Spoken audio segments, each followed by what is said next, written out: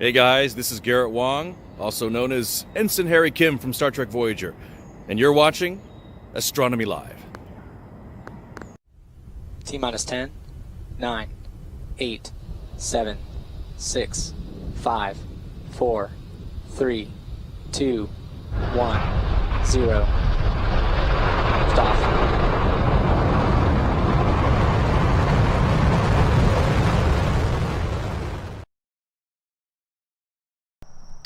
Hi folks, welcome to Astronomy Live.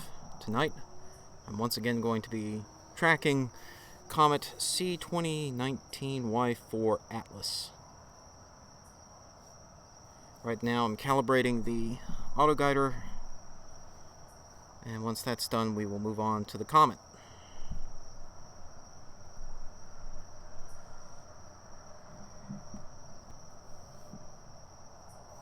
Getting a little bit of noise in the video capture card. Not sure what that's about. I guess it doesn't really matter, but if it's very distracting on the stream, let me know.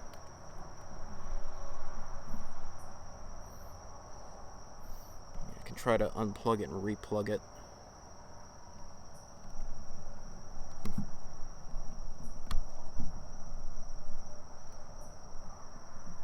Yeah, I don't know what's causing that. I have an idea. Let me try something here real quick.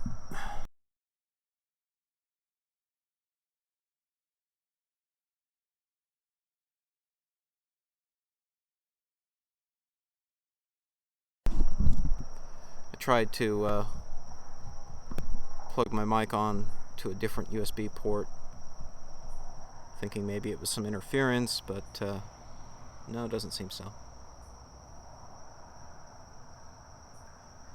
Okay, so let's go ahead and check the settings on that calibration.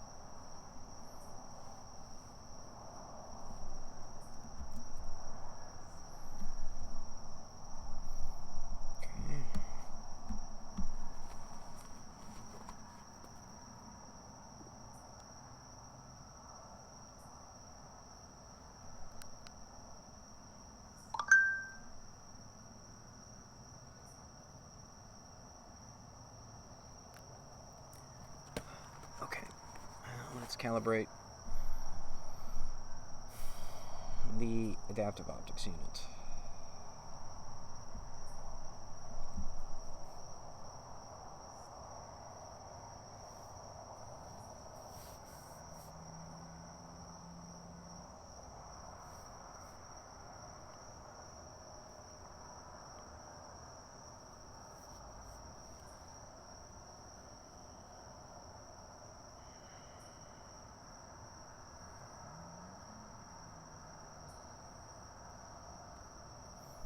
Okay, drive calibration successful. That's good.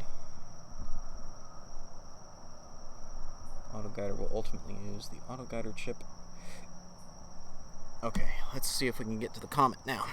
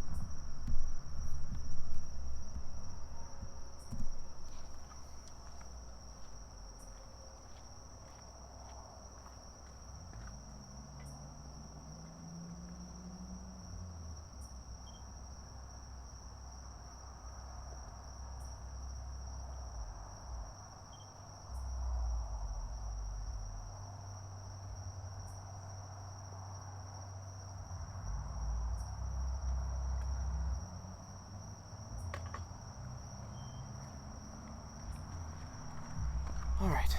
I did a very casual polar alignment tonight. It might have been a little too casual, a little too quick.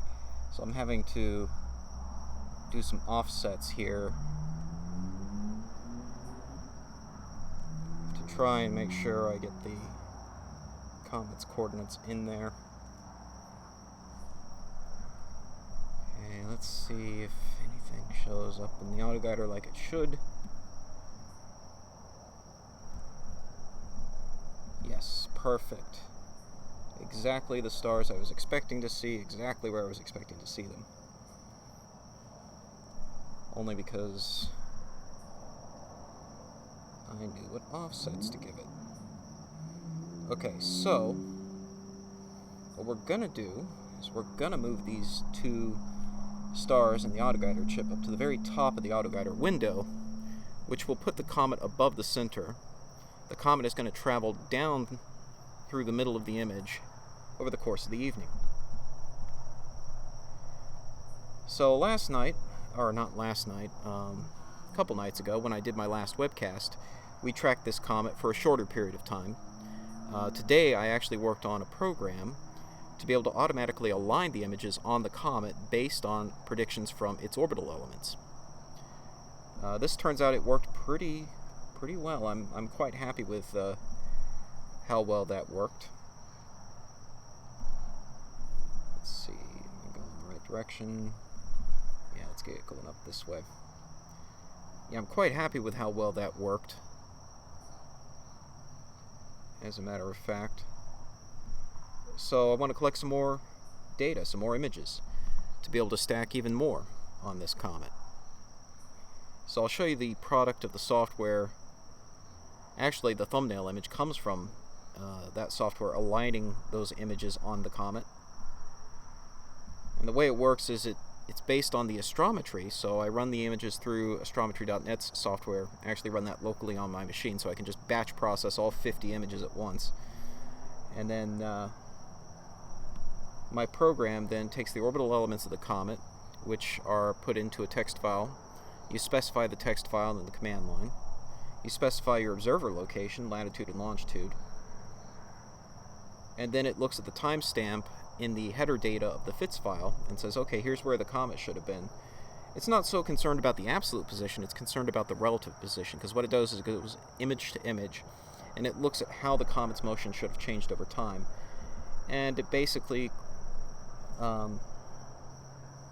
aligns those images so that the comet's in the same position in every image.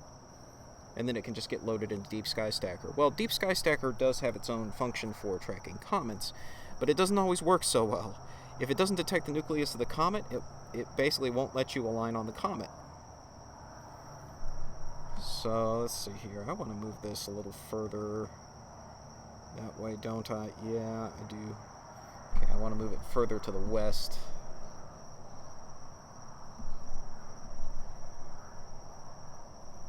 Move it down a bit, and then further to the west.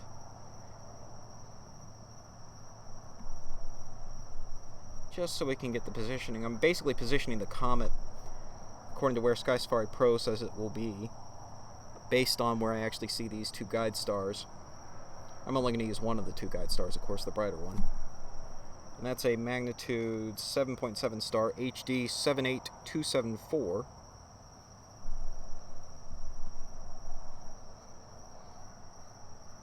And that's gonna position that as close to the middle of this autoguider window as possible. That's actually perfect right there. Okay. So our autoguider is ready to go. Oh, you know what? We don't need a full second exposure. That is silly. Let's do 1/10 of a second. So like the other night, we will do guiding at about 6.8 hertz, hopefully. Yeah. 7 hertz, perfect. I will actually nudge the star a little bit, get it off of a dead pixel.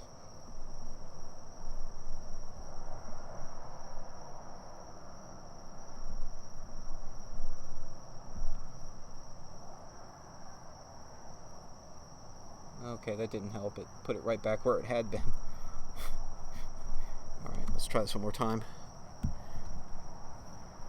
Okay, move it a little bit.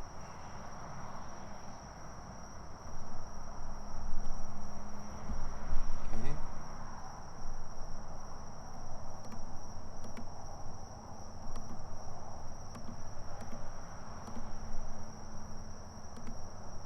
Okay. Auto guide. Perfect. Okay, the auto guider should keep it positioned there.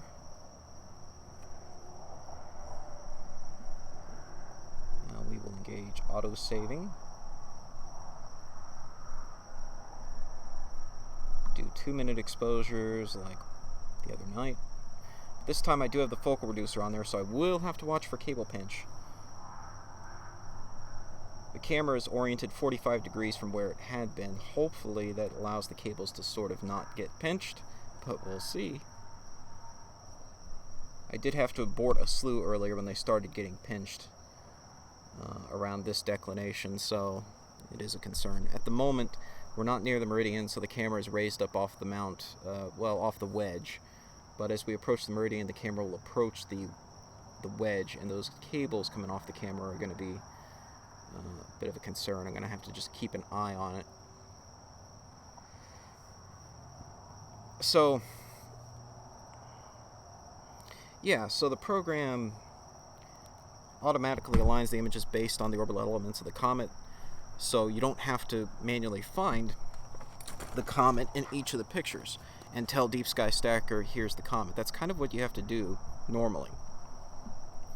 The problem is, if Deep Sky Stacker doesn't automatically detect the nucleus of the comet as a star, you can't tell it where the comet is. It won't listen to you. So that doesn't really work so well. In the images from the other night, in most of the exposures, it did not detect the nucleus of the comet, no matter how sensitive I made it to stars. It would detect noise all around as stars, but it refused to detect the nucleus as a star, because it just wasn't, the nucleus just wasn't tight enough. It was too diffuse, and so it didn't recognize it as a star. So this was the only way to stack it, was to write my own program. I had previously written a program that did this kind of thing, but it only worked with grayscale images. And I ran into a problem where AstroPy, which is a package for Python, which can read the FITS files, didn't know how to read the WCS data, that is the World Coordinate System, the astrometric data that tells it what all the coordinates of every pixel in the image are supposed to be. It didn't know how to read it properly for color images, because the color images started off with a line in the header file called naxis, in axis. It said that the image had 3 axes, and so AstroPy was expecting a very different kind of data to be loaded into it. When it saw that, it didn't know to expect a color image. It thought the 3rd axis was something else that would require essentially another axis on the astrometry itself. But that was not the case. Beautiful, beautiful image of the comet. Beautiful image of the comet. This is great. Okay. So, let me just scoot things over this direction. Perfect. That way I can keep an eye on my guider window and an eye on the comet. So the tail, as you might notice, is vertical here. That's to be expected because the camera has been rotated about 45 degrees from where it was the other night. This gets me to a better guide star. Depending on the field of view, you have to rotate this camera a bit to get a guide star. You really should plan your observations with this camera and have a guide star in mind, not just blindly search for one. Especially when you're using the adaptive optics unit. You want the brightest guide star you can find so that you can maximize your guiding speed. Here I've got a magnitude 7.7 star that I'm guiding on, so I get a very high guiding speed. It's going to take a 2-minute dark frame. That's going to get rid of all these colorful pixels. Those are hot pixels. Those are just effective pixels in the image. That is to be expected. So this dark frame in 47 seconds will come in and get rid of all that, and then we'll have a nice clean image of the comet. So, as I was saying, yeah, basically stacking it with my program was the only way to do it, but the problem was the program, not really my program, but the underlying package in Python, AstroPy, was expecting a very different kind of data when it saw that it was supposed to be a 3-axis image. The 3rd axis is actually layers from the color channels, each of the color channels. So you have red, green, and blue color channels, just like you would on a consumer CCD. Most astronomical CCDs are grayscale. They are just black and white images. But this is a single-shot color camera. In fact, it's the exact same CCD that's on the Curiosity rover and the Mars 2020 rover. So it takes color pictures, but most astronomical CCDs don't. So AstroPi really didn't know what to do with that third axis, and so it would just crash out. It would refuse to load the astrometric data. Oh, that's beautiful. Yeah, we have a really nice view there of the comet, and that's just great. Yep. Good looking image, good looking stars. Beautiful. So we're just going to track this comet through the night here. It'll start at the top, close to the top of the image, and move its way on down through the image, kind of down and slightly to the right over time.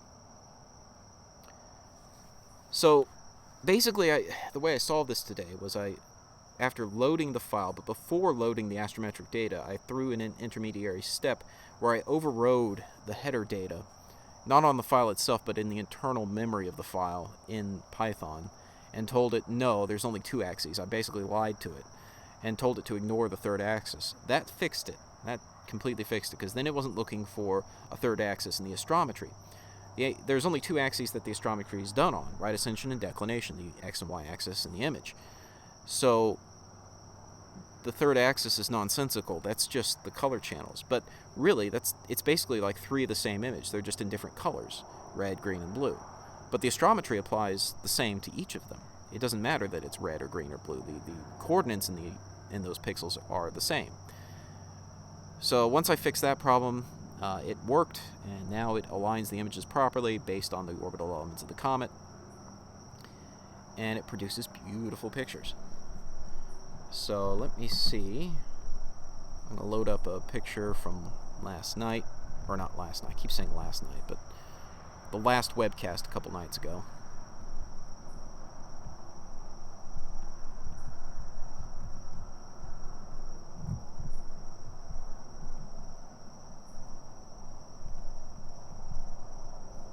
So I intend to do another video showing how this program works and why I use it, all of that kind of stuff.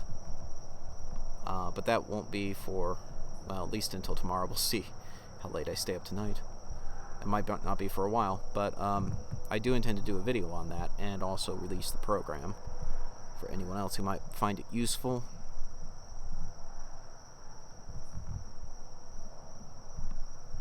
Here we go.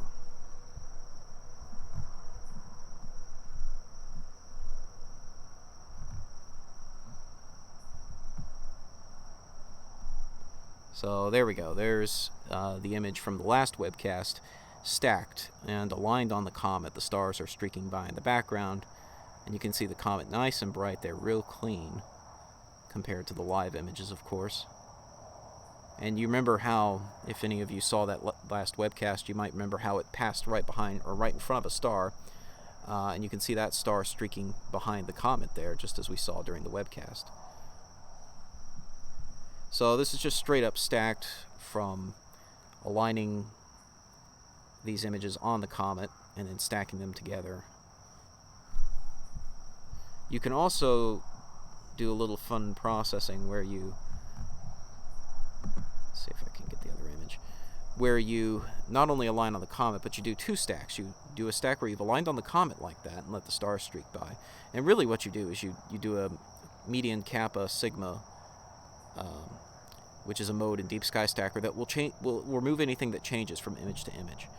It'll remove anything changing and keep only that which does not change between the images. Well, if you're aligning on the comet, all the stars are changing because they're changing their position, so the stars go away.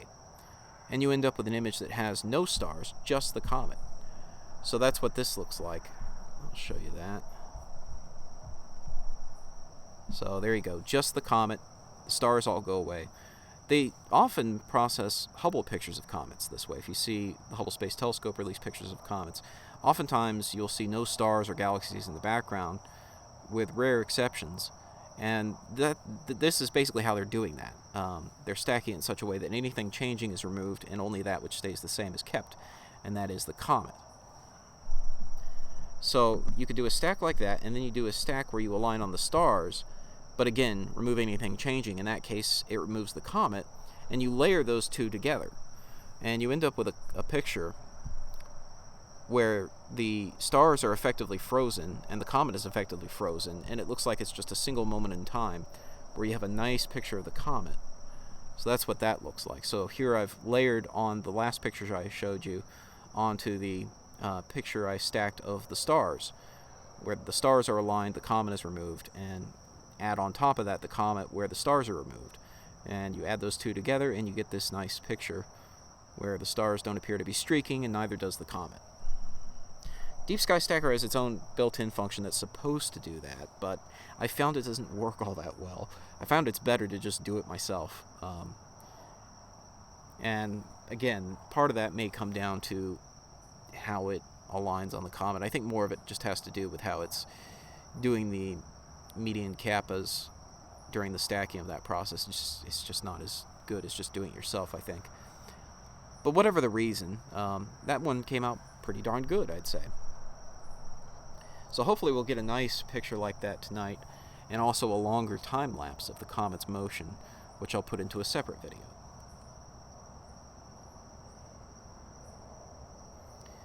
So the comet is still 1.08 astronomical units from Earth. It hasn't changed all that much from the last webcast. It's still circumpolar. It's still 67 degrees north declination. And from tracking it tonight, combine that with the tracking data from the other night, I should be able to get a pretty good orbit solution on it. Pretty decent anyway, with just my own data.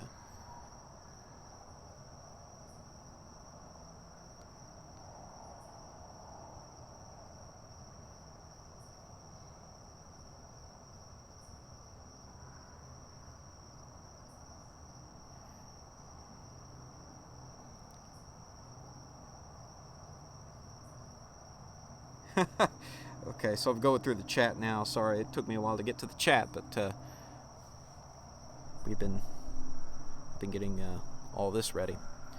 But let's see, we got a question here from the Stolen Earth. Did Nathan even address your question last night? Kinda dodged this. He definitely dodged the second question. There was a debate last night between Nathan Thompson and FTFE on Modern Day Debates channel. It was, as Red's Rhetoric would say, a bit of a dumpster fire. But I did ask a couple questions. The first was, why did he and JM claim my video was 20 seconds too long, and it's clearly not. My SpaceX Falcon Heavy footage, it's only 20 seconds too long if you compare it to the wrong Falcon Heavy launch. He basically threw JM under the bus on that and said he didn't know who I was.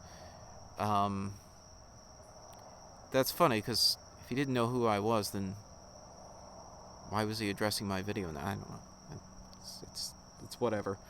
Obviously he knows who I am. He was addressing my video with JM. And then the second question, what was the second thing I asked him? Oh, yeah, he claims that, all satellites are fake and stuff, so I asked him, why can't I photograph satellites then with my telescope? Why can I track them? Why can I verify their altitude and velocity? And he just sort of expressed disbelief that I was able to do that, and why didn't he find my images on Google when he searched for them then? Okay, well,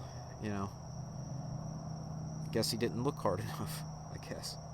But I'm not exactly the biggest channel out there anyway. So there you go. Yeah, that's the rundown on that.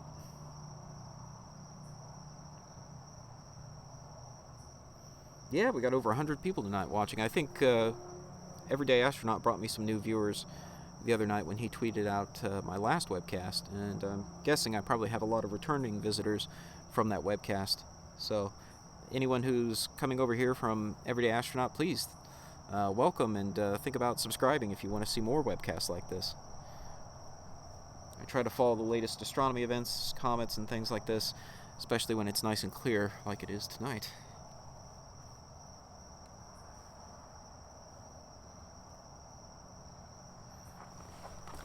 Let's check on the cables.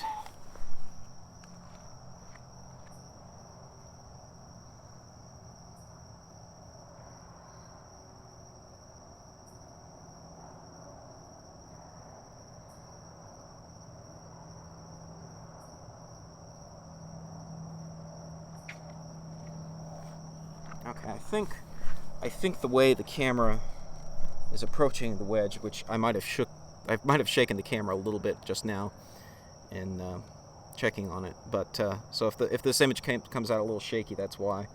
Hopefully the adaptive optics unit was able to compensate faster than I could shake it, but I don't know. So yeah, a couple things. Last time when I tried to do this with the focal reducer attached, one of the problems I had was that the camera was not tight. It was not completely tight, so it was able to get pushed around where it rotated, if anything produced a force on it. That is not the case tonight. It's locked down pretty tight, so it shouldn't get rotated much, if at all, by cables pushing on it. On the other hand, you really don't want the cables binding up and,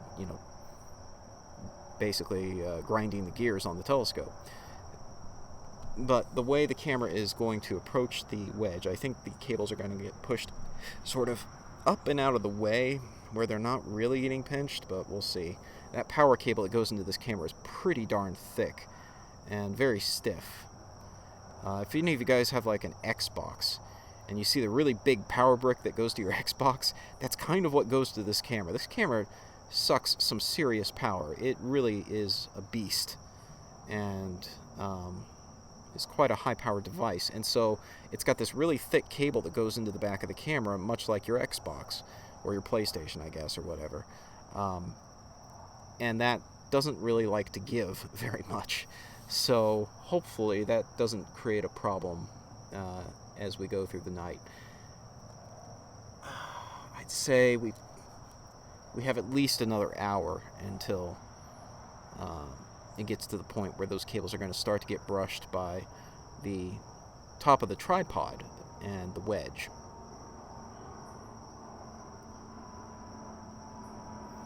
But yeah, you can actually see, if you watch, you can actually see the comet's motion from image to image.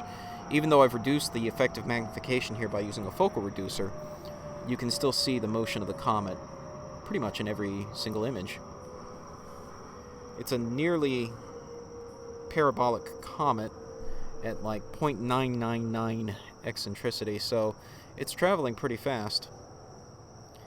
Ooh, thank you, Andrew Kroll. If I need 3D printed cable guides, let me know. Yeah, that might not be such a bad idea. I'm kind of thinking like,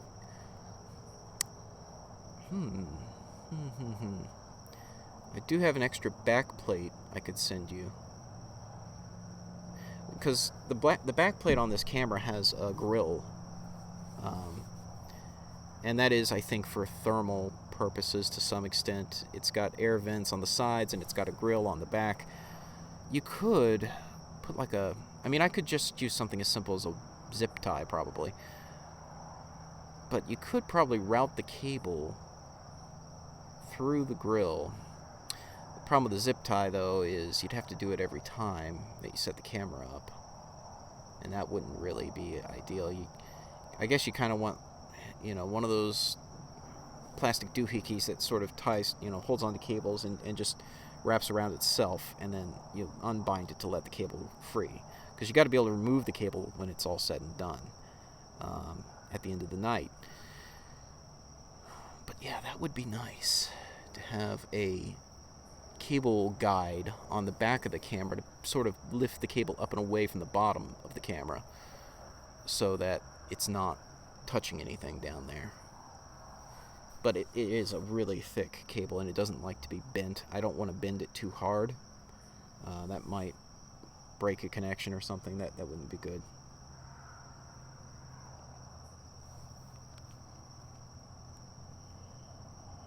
Just need measurements. Can even do brass threaded inserts. Ooh.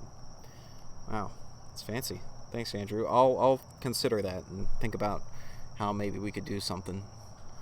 It might actually be better if it were not a guide that's on the camera itself, but something on the back of the telescope. I don't know. Gotta look at that and think about it. Thank you, Andrew Wall.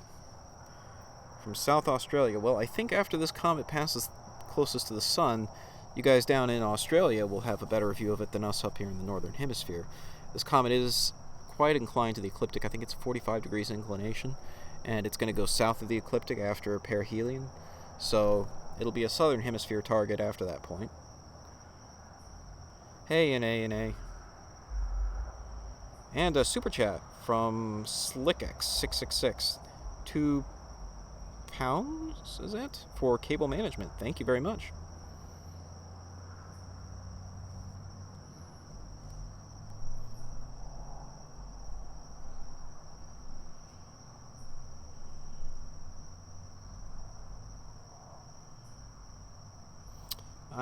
And Ann Lee asks, I'm on the Florida coast. Is there any chance of seeing this with binoculars, and where should I look? Great question, and yes, it should theoretically be visible with binoculars based on some of the magnitude data I've seen. Now, it is in Ursa Major, otherwise known as the Big Dipper. It's actually basically off the north, it is north in declination off the head of the Bear. So if you see a diagram of Ursa Major, the full constellation is bigger than the Big Dipper. And kind of where the shoulder, I guess, is up to the head, it's a star H, Ursa Majoris. That is kind of like his shoulder, his top shoulder, and it's north of that in declination. Tonight, it is pretty close to a few relatively bright stars. Bright enough to be seen in binoculars for sure.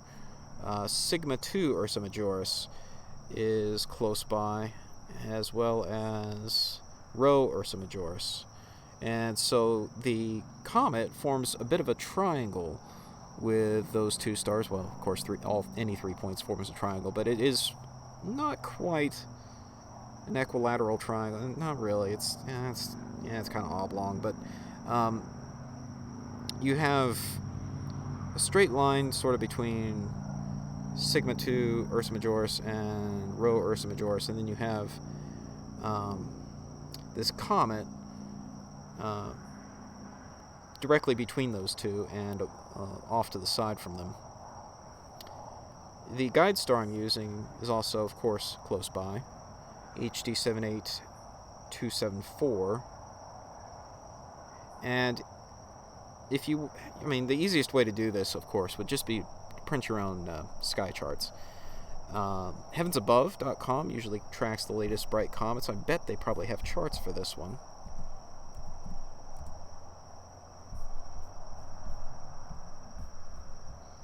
Let me see if I can find it, and if I can, I'll post a link to it in the chat, because that's really the easiest way to do it, is learning to read sky charts and getting a chart of this comet. Here we go. Yes, they do have it. They showed the magnitude at magnitude 9. It may actually be a little brighter than that according to Aerith.net.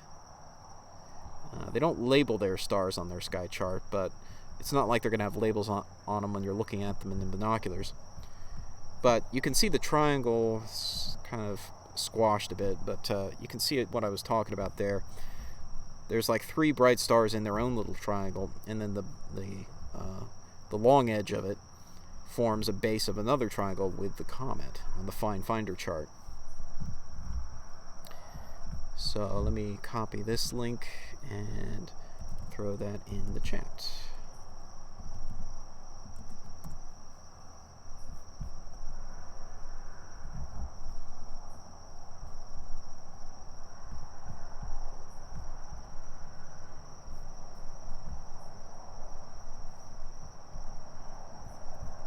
So here you go. Here is Heavens Above sky chart showing the position of the comet. So you can check that out. They also have a nice little solar system diagram to show you where it is in the solar system. So it's already past Mars orbit at this point. Still further from the sun than Earth is. Distance from the sun 1.65 astronomical units. Distance from Earth 1.083.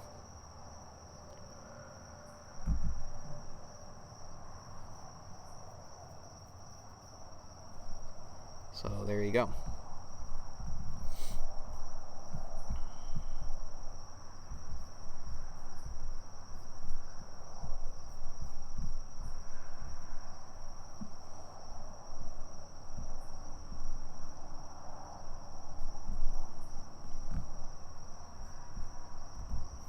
So this one should get to be naked eye visible before too long, but for the moment it's still a binocular only target or telescope. With binoculars, I don't know how much you're really going to see. You should see a faint little fuzzy thing. With a telescope, you might start to see a hint of a tail if you have a big enough telescope.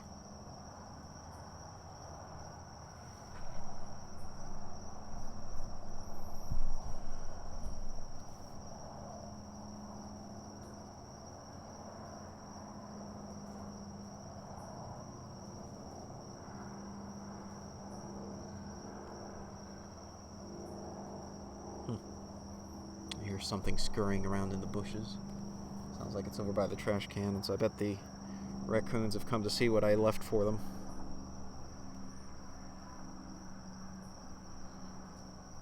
I'm gonna go grab a flashlight.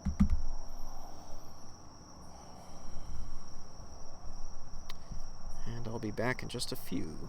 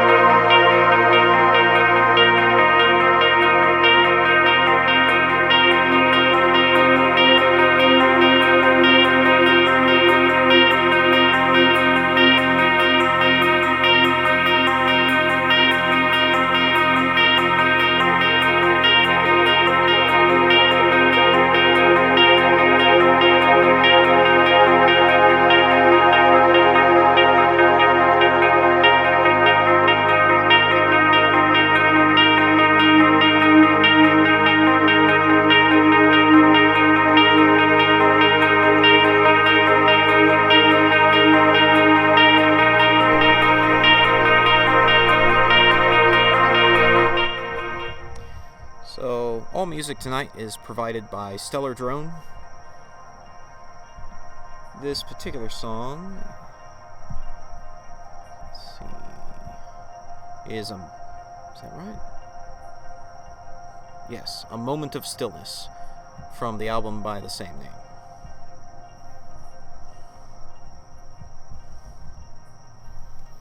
Somebody, I think, is grilling tonight. I smell some barbecue. It smells good. And I actually made setting up the telescope a priority tonight over getting my own dinner, so I'm going to go grab a bite to eat real quick, and I'll be back with you shortly.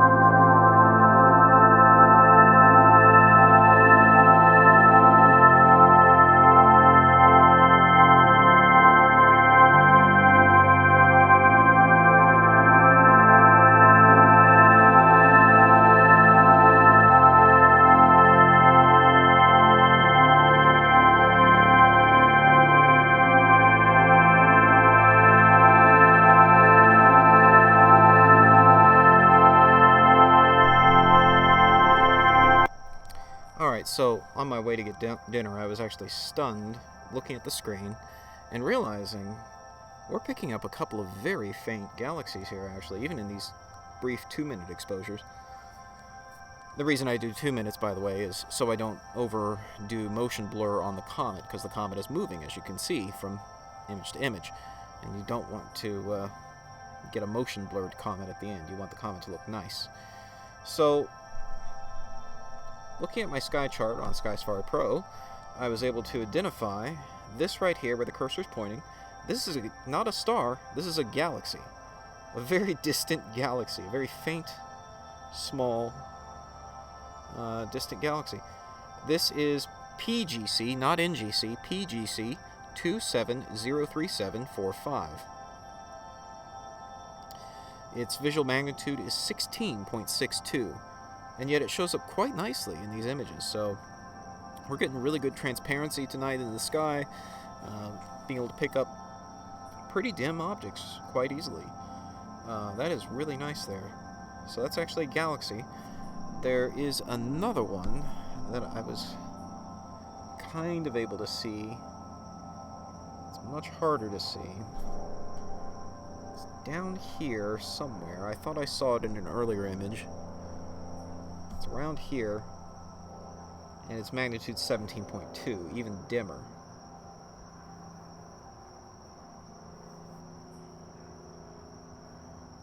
There's also another one that might be right around here.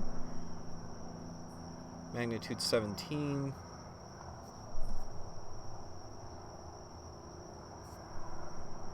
So yeah, we are picking up some very faint galaxies this comet's flying by, but the most easily identifiable and visible is definitely PGC 2703745 right here.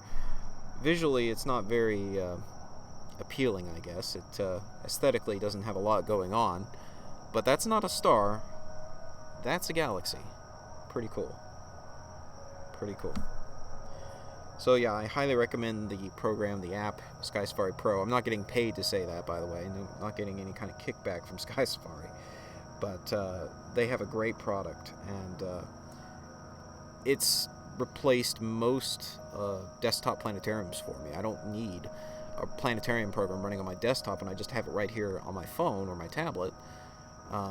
It's a lot easier to just move around the telescope and have it in hand, looking at it from wherever I happen to be standing around the telescope. And yet it has extensive databases, including the PGC objects. So really nice to have that kind of power in your hands, where you have the ability to identify extremely faint galaxies and stars. I mean, pretty much every star I can see in this view, almost every single one, is listed here on Sky Safari Pro. And we're picking up galaxies and such that are magnitude 16, 17, So it makes it really easy to get oriented and verify I'm pointed in the direction I want to be. So yeah, if you're in need of a good planetarium program, highly recommend Sky Safari Pro. It's a little pricey for a phone app, but it's every bit as powerful as a desktop planetarium program.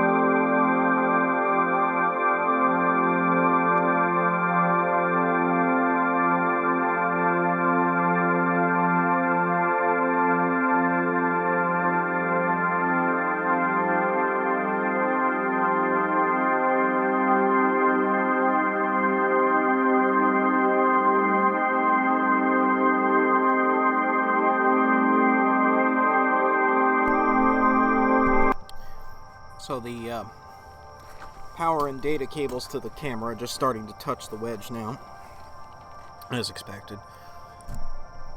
Pretty much right on cue. So I'm just going to have to monitor that and make sure it doesn't get bound up. It looks like it'll be fine.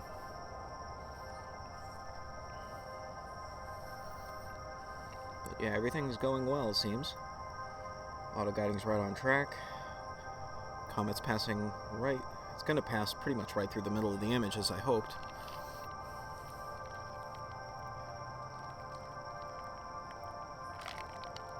Camera's operating well. Negative 10 degrees Celsius temperature of the autoguider and imager chip.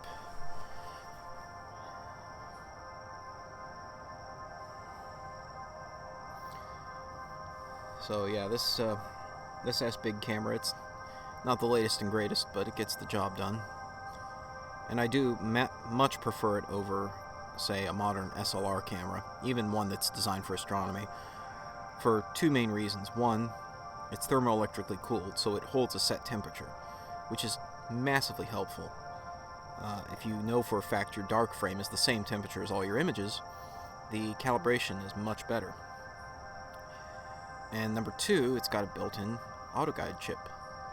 So you have the imaging chip, and right next to it you have the autoguide chip that takes off a piece of light to itself and allows you to guide through the same axis or the same optical tube that you're imaging through. So you don't have to deal with flexure or any issues that can come up from auto-guiding with a separate guide scope,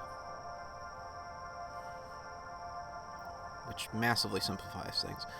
And also allows you to do things like this adaptive optics unit, which is operating at 7 Hertz, so it's using a tilt-tip mirror to correct for the guide star 7 times a second, much faster than the motors could ever respond. The motors take much longer to kick in and provide corrections. So instead, it primarily uses this tilt-tip mirror system.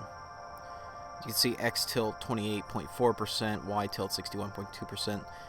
As it gets closer to the edge of the limit of travel of the tilting tipping mirror, it can use the motors to correct and keep it within the range of what the mirror can tilt. But those corrections can occur much slower. They don't have to be fast corrections. So in the end, you end up with very tight stars, nice round stars, with no real guiding error. Oh, that's interesting. You get a little cosmic ray hit here. So right here you see this little blip. This is a cosmic ray strike on the CCD, a piece of radiation from space, probably secondary radiation from a cosmic ray colliding with the atmosphere and then scattering down secondary particles. But anyway, one of them reached the camera, hit the CCD right there, probably at a bit of an angle, and hit a few of the pixels, and it makes this really bright, colorful streak. Because the pixels are quite small and each one is filtered for a particular color, so it only strikes a few of them. Very few specific. Looks like a couple red and maybe a green pixel, and it makes this little streak. It doesn't have kind of a diffuse appearance to it. Even the stars have a slightly diffuse appearance. They are point distributions, whereas the cosmic ray strike is really sharp, and it won't appear in the next picture.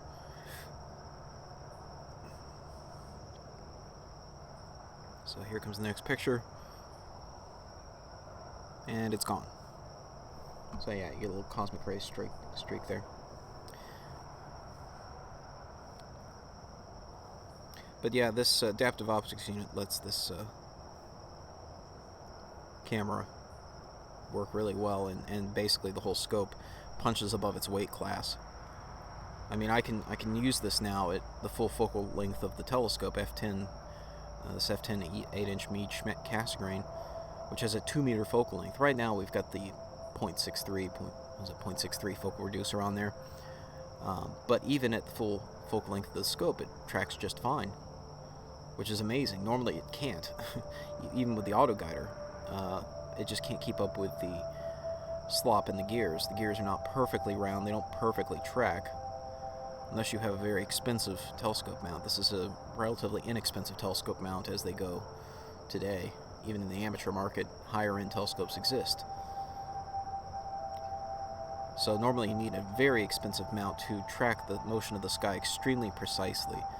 At the full focal length of the scope, the pixel scale is less than 1 arcsecond per pixel, which means every pixel is less than 1/3600th of a degree.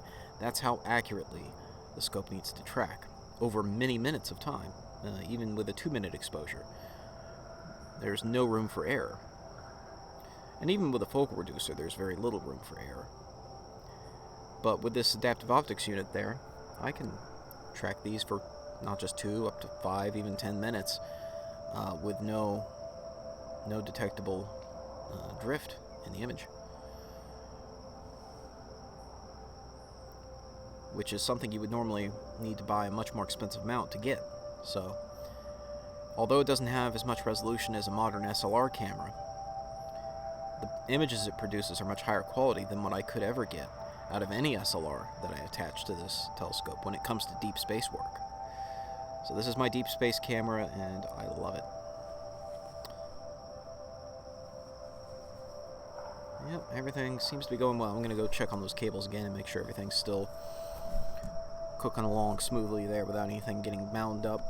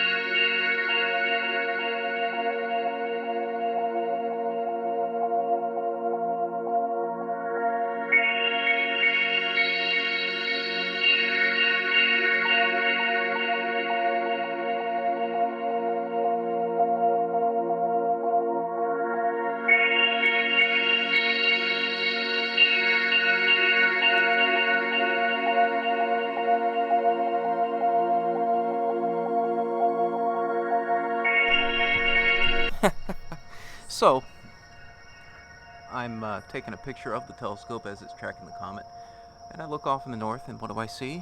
Suddenly I see clouds. Not many, but still, there's a few. That was not in the forecast for tonight. If I suddenly lose the guide star, that's why. Oh boy.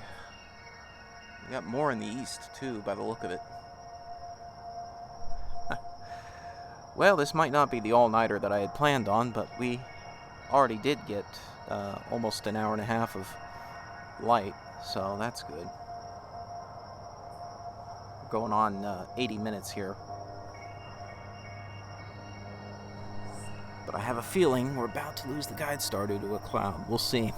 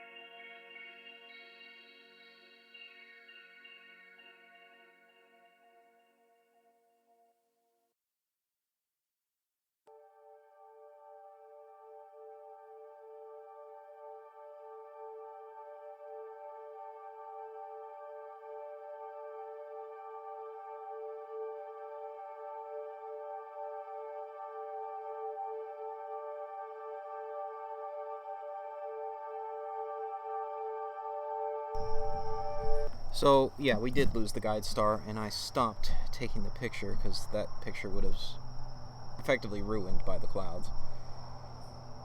Okay. Huh. Alright, let's center the AO. Yeah, it drove the picture out of where it ought to be, I think. That's annoying. Well, we can try taking another picture here, see what happens. So the telescope started chasing its own tail as soon as it lost sight of the guide star. That's annoying. I knew that was going to happen. I should have just stopped it right there. Basically drove the guide star into a weird direction. You know what? Why settle? Why settle? We don't need to settle. This is not settle for less live. This is Astronomy Live, right? So, first of all, I can't even entirely be sure that... No, that is the same guide star. Okay, good. So that's the same guide star we were looking at before, but it's not in the same position that we left it in. It was up at the top of the screen when we started imaging this comet. That's where it needs to be, but it drove it down into a weird spot on the image because it was chasing its own tail. So we can undo the damage that was done and put it back where it belongs. Hopefully. Oh man, it really drove hard. Center the AO.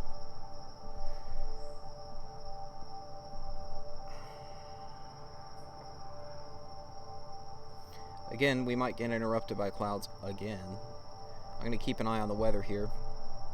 The cable situation ended up not being a factor, although I did sort of twist the adapter for the adaptive optics unit. There's like a serial type connection that plugs into a ribbon cable that comes off the adaptive optics unit that connects it to the scope. That adapter is kind of a thick little plastic thing, like you would expect a serial plug to be, and it was kind of at a goofy angle that might have got bound up, so I twisted it 90 degrees. It's just loose, it's on a ribbon cable, so it's flexible. So I put it in a better position so it doesn't get bound up on anything. But other than that, the cable situation's been fine, which is good. Okay, we got that guide star close to where it had been. I'm still not satisfied though. Let's move it up a little more. That's better. Okay. Let's put it right about there. Auto guide. Oh. Nope. I forgot to change something. That should be 0.1 seconds, not 1 second. We can make 7 corrections a second, not 1 correction a second. It's actually taking up to 10 images a second, but there's a little processing time. Okay, so we got a dead pixel there. I don't want a dead pixel right on the guide star, so I'm going to move it.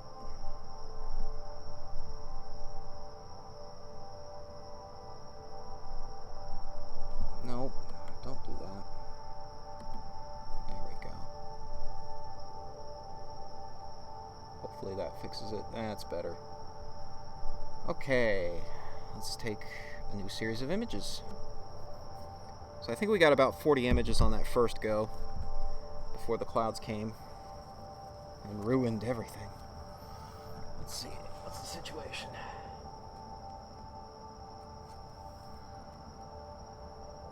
Oof, okay. This might be the last image for the night, gang. Sorry.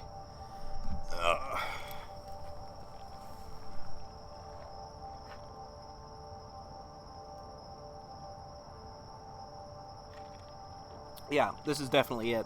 There's a whole bank of clouds coming in now. I was not expecting this. Sorry. Sometimes the forecast is not accurate. Alright, well, we hope to get one last picture in for the evening, and we'll see how far the comet moved in the time that the situation's been like this.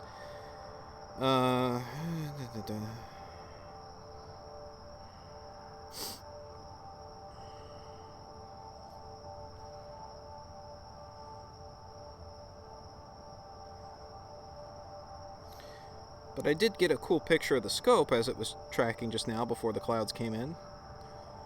Let me see if I can figure out a good way. Okay, I'm going to upload that to my OneDrive and then share it on the stream.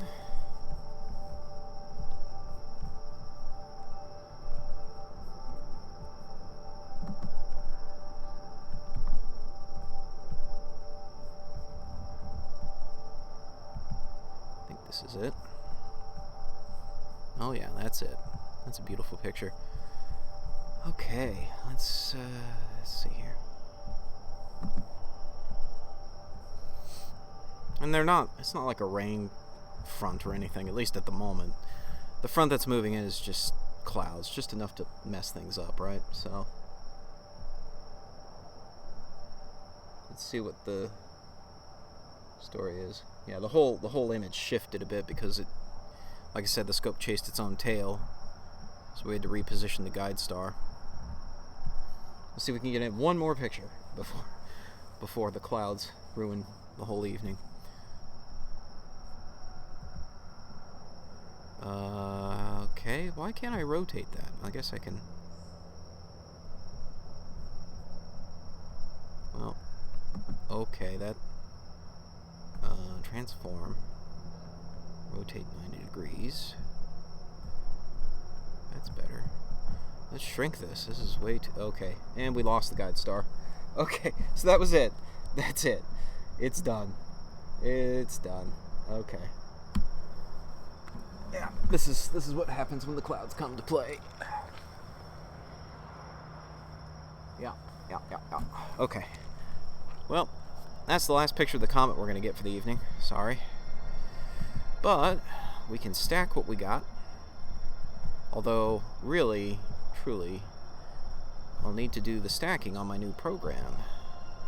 And that's going to take some time. That's not something I can really do on the live stream. But I will do another video about that. Hopefully tomorrow, if I get the time.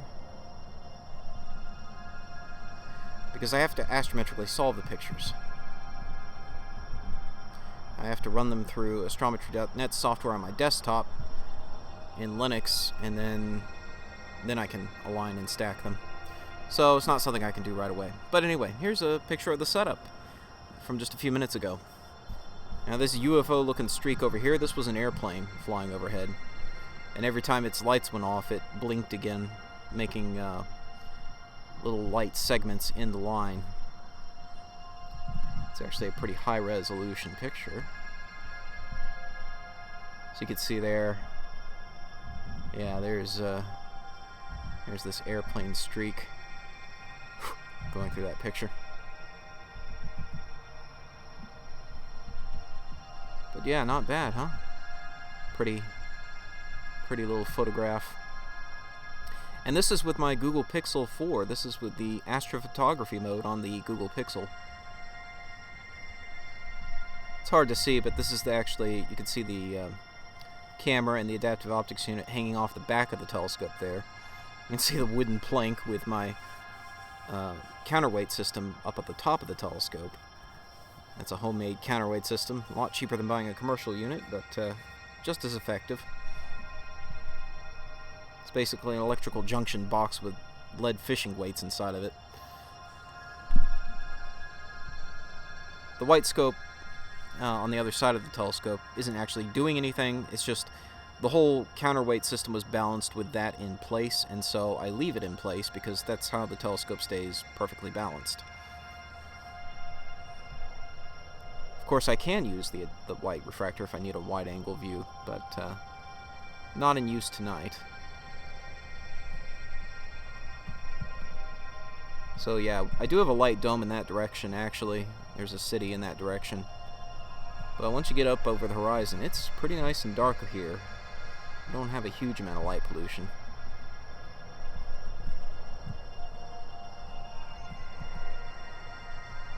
So yeah. There you go. Alright, well, I will stack the pictures of the comet later. Maybe do, I don't know how I'm going to do it. I haven't decided yet whether I'm going to do another live stream where I sort of explain how my software works, or just do an offline video and upload it, narrate it and all of that. That would probably make the most sense. Yeah. Because now that I think about it, like the astrometric part, solving these images astrometrically, will require Linux. So it'd be best to film that in Linux and then film the Windows sections, because the program, well, I suppose you could run it in Linux, but I'd have to install all the dependencies on Python on the Linux side. Anyway, not a big deal, but I'll probably put it all together in Windows and then narrate it. So I'll work on that tomorrow. We didn't get quite as many images tonight as we did the other night. Close, but not quite. That's disappointing. I was hoping we'd have a nice long night tracking this comet.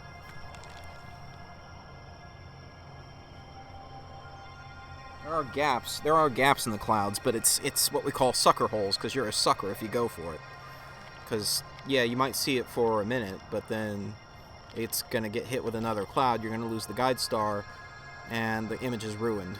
So, we're effectively done for the night taking pictures. Alright, let me take a look at the chat. Sorry, I haven't been reading the chat in the last 10 minutes at least. So, let's see. Any last minute questions?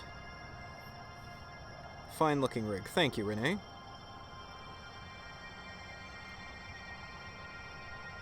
Hey, Sam. Good to see you in the chat. Saw airplanes passing over me going into TPA all night as we watched Guardians of the Galaxy. That's cool.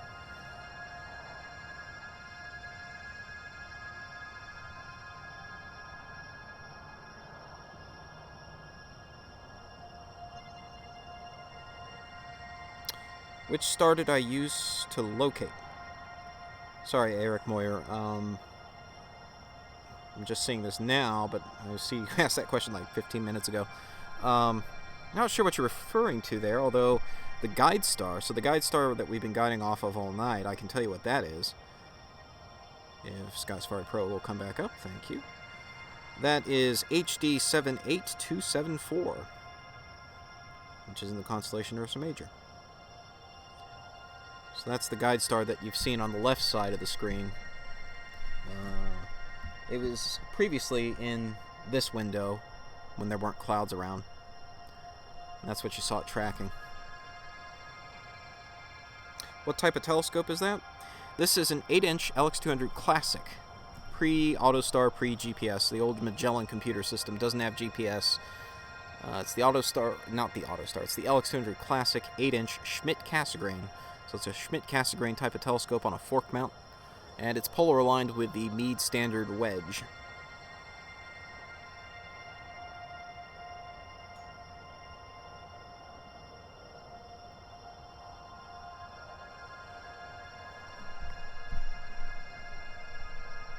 So, yeah, and also you can see the couple red lights on it. So the red lights on the hand controller, obviously, that's the Magellan hand controller that came with the LX200 Classic. Still got the original electronics, although it's now I guess this is now the secondary motherboard. I bought a second motherboard for it. I thought I had blown the first. Turns out I hadn't blown the first motherboard, so I've still got that in my closet. So I've got redundant boards for the power supply, or the power panel, the motherboard, and a second hand controller as well, because you can't get spare parts for this thing anymore. So I try to collect them when I can. The camera on the back has a red light that you can see, and then above that is a white box with a red light on it. That's the Kendrick dew heater controller. So that's another vital tool. If you get a Schmidt-Cassegrain, you've got this glass plate on the front of the telescope that will just suck up the dew. It will collect dew immediately. So you need a dew shield, but even a dew shield will only last for a while. It buys you some time, but it doesn't really solve the problem. A dew heater solves the problem. You can also get dew heater shield combinations that have a heater strip and a dew shield. Dew shields also have the benefit of blocking out any stray light. If you've got a neighbor with a really obnoxious bright light on their house, you can block that. I fortunately don't really have too much in the way of stray light. The nearest street light is quite a bit down the street, so not a problem. But yeah, you've got the Kendrick dew heater that heats up the front plate of the telescope and keeps the dew from forming on it. So yeah, that's a basic rundown of the equipment. Then you got a rat's nest of power cables and data cables and all the rest on my table, and a random Gatorade bottle there. Yeah, I should have taken that off before I took the photo, but whatever. Hey, we got a plane about to go right over me. I look behind me, you see this bright light. What is that? Yeah, it's the landing lights on an airplane. I'm right in the flight path, so they will go straight overhead sometimes. You'll probably hear it on the mic soon.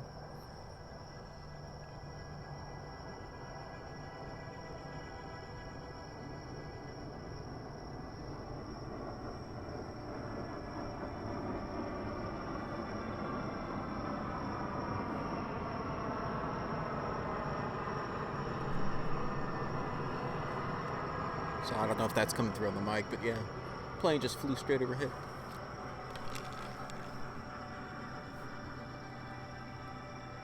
Hey, and actually, while I've been jabbering, I notice it is clearing up in the east. Maybe these clouds will go away and leave us alone. Though, we've already interrupted my beautiful time-lapse I was going to capture of this comet. So there's a huge gap in it now, which is frustrating.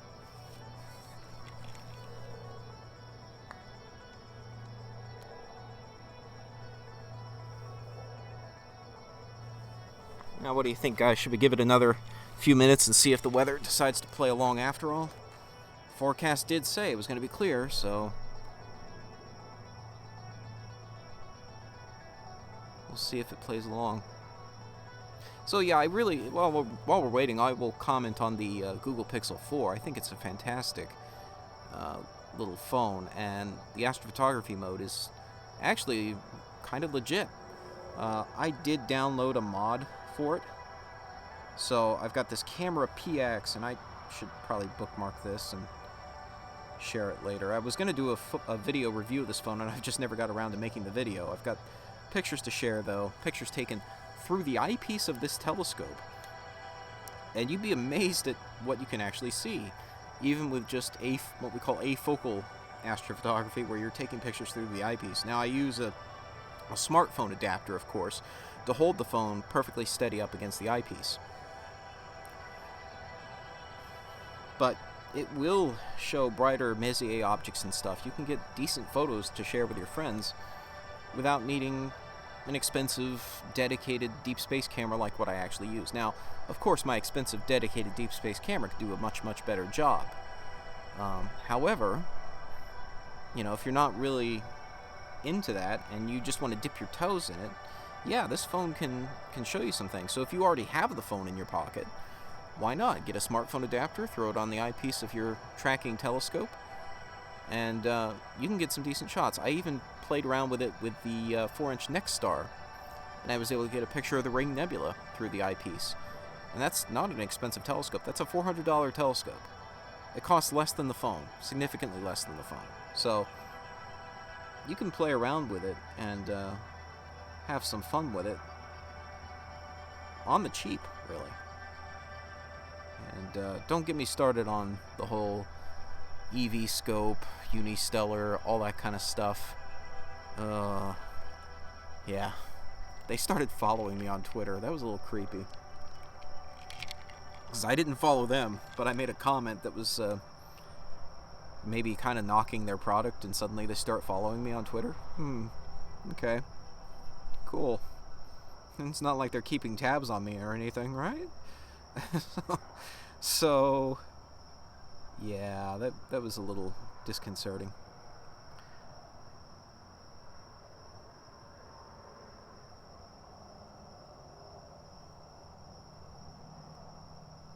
But so the Camera PX app that I got for the Pixel 4 basically gives you more manual control over some of the stuff like the astrophotography mode on it, which is a good thing in my opinion, because the way it's designed to work, you turn on night sight, which takes, it's like the name suggests, it takes nighttime pictures. But then the astrophotography mode is sort of hidden from you until the phone senses that it's really stable and really dark. It will stay in night sight mode, where it takes a much shorter exposure than if it was in full astrophotography mode. But if it feels that it's really stable, the motion sensors don't sense any motion, and it's really dark, it will automatically turn on the astrophotography mode, where it takes 4 minutes worth of pictures. It stacks them inside the phone, much like what we're going to do with these Comet pictures from tonight. But it does it transparently to you. You don't see it happening, but it's happening on the phone. But it turns that mode on automatically, and sometimes it doesn't correctly sense that it should turn it on. So I got this app. You have to enable, unknown sources to install this app, but I'll include the link. Let's see if I can throw this in the chat, actually. If anyone has a Pixel 4, I use this, so if it's a hacked app, then, well, I'm just as vulnerable as the rest of you, but no, I think it's fine. So this app puts a new camera app on the phone, which is just like the default camera app, except it gives you manual control over things like the astrophotography mode, so you can force it to turn on, even if the camera doesn't sense, the phone doesn't sense that it should turn it on. You can force it to turn on, which I had to do tonight to take this picture. It wasn't sensing that it needed to turn on astrophotography mode for some reason. But other than that, it's great, and takes some really nice quality pictures. And I'll give you guys a spoiler here now for my review video. I did a side-by-side with my SLR, which is a Canon T5i, not the latest and greatest, but still a decent, entry-level SLR. Guess what? The photos came out not as good as the Pixel 4. Of course, the phone is sort of cheating. It's stacking the pictures. It's not just taking a single exposure. Whereas the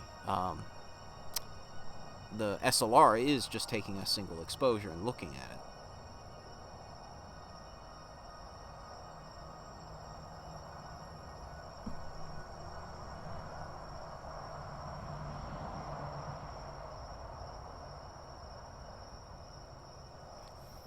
But yeah. Alright, let's see what's going on with the clouds. Hey, it's clearing up.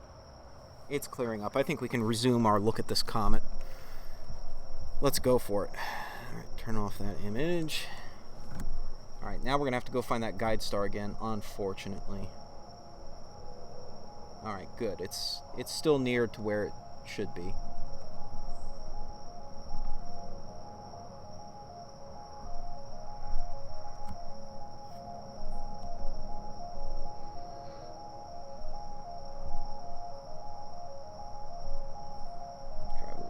Here, bring it to the left and up just a little bit.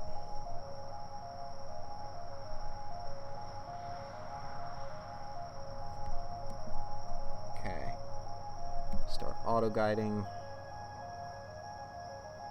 Oh, it's losing brightness there. Okay, we may not be completely out of that cloud yet. Let's see.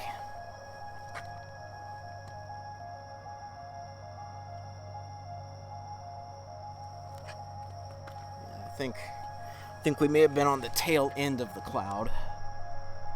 Let's take another picture here and look at the situation. Yeah, that guide star is practically invisible. Alright, we'll give it another minute here. Let that cloud go by.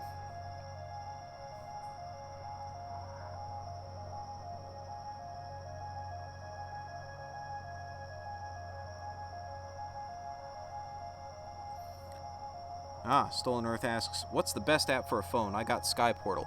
Sky Safari, in my opinion, is the best for astronomy apps on a phone. Sky Safari Pro is what I use.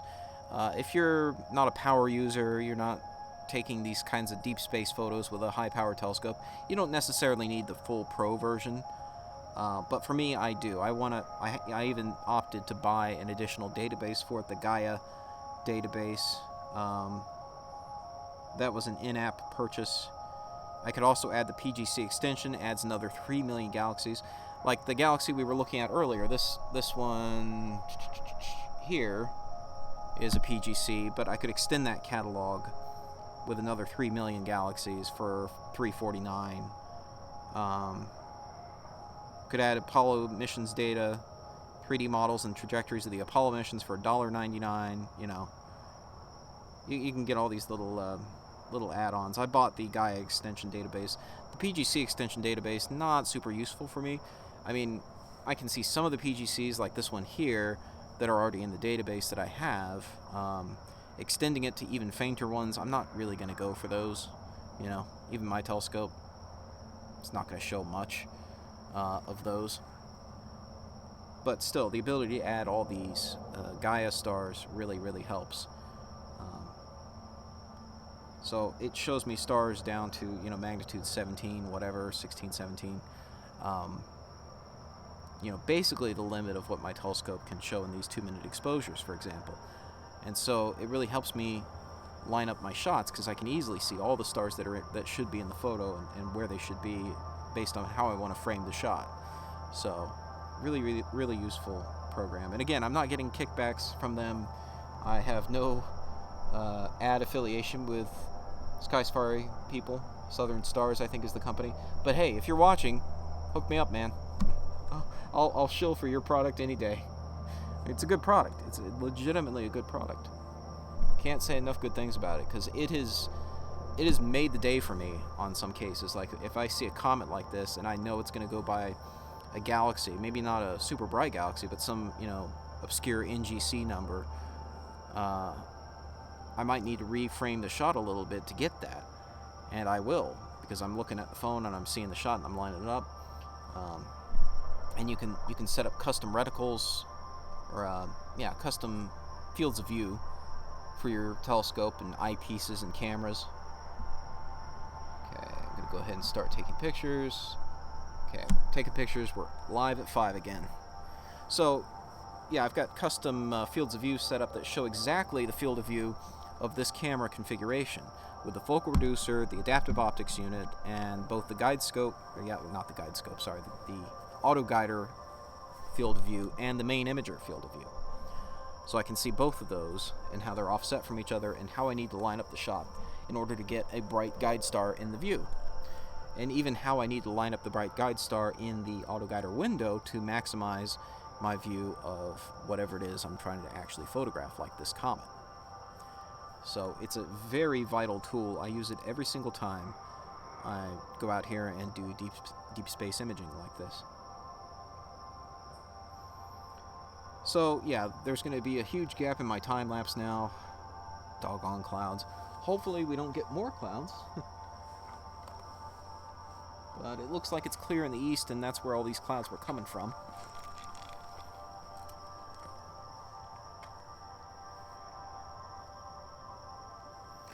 Yeah, we're back to clear conditions.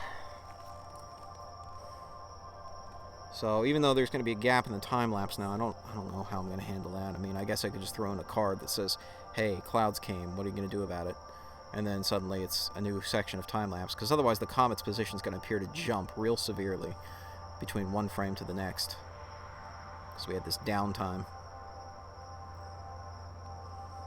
I mean, depending on how it goes tonight, if we get like the rest of the night with clear skies, who knows? I probably shouldn't be jinxing myself like that. But if we get the rest of the night that's clear, I could even opt to just lop off the front half and not even show it. I don't know. I want to show it. We captured it. That's over an hour's worth of light. Yeah. For stacking images, it's certainly useful, there's no question. Especially if I choose to process the images to freeze both the comet and the stars. But you see just now how the comet appeared to jump in position real severe like that. That's because we were basically offline there, waiting for the clouds to pass.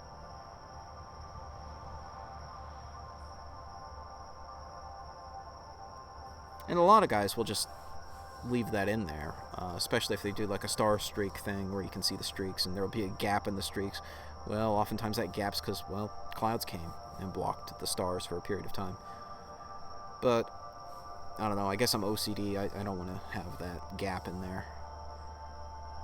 So, for the star streak, if I do like a star streak photo of the comet, I'll do contiguous photos, but I'm not going to include a gap. For stacking the picture where the comet and the stars are frozen in place, I'll use all the data. Give me all the data for that. But for the time lapse, again, I'll probably use the front section, but just blank it out between the end of that section and where the clouds came in, and then this section here. If that all makes sense.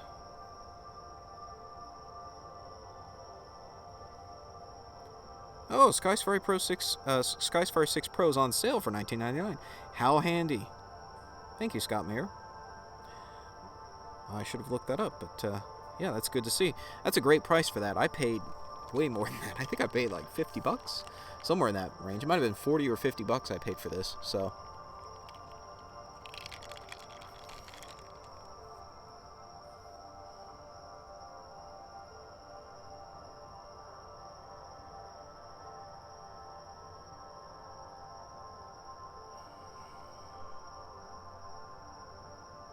Oh, hey, Red.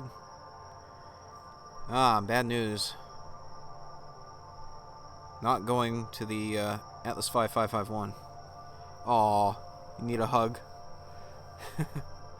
Sorry, Red. Well, you're making the right choice there, I think. You know, it's good to it's best to stay home and stay safe, you know. Not really. Keep back 6 feet. Yeah, I'll keep my distance from you. Don't worry.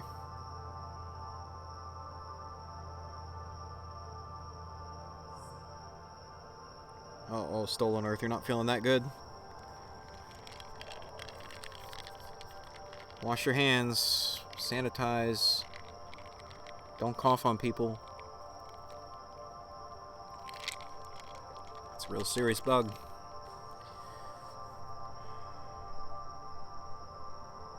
Thoughts on Betelgeuse dimming?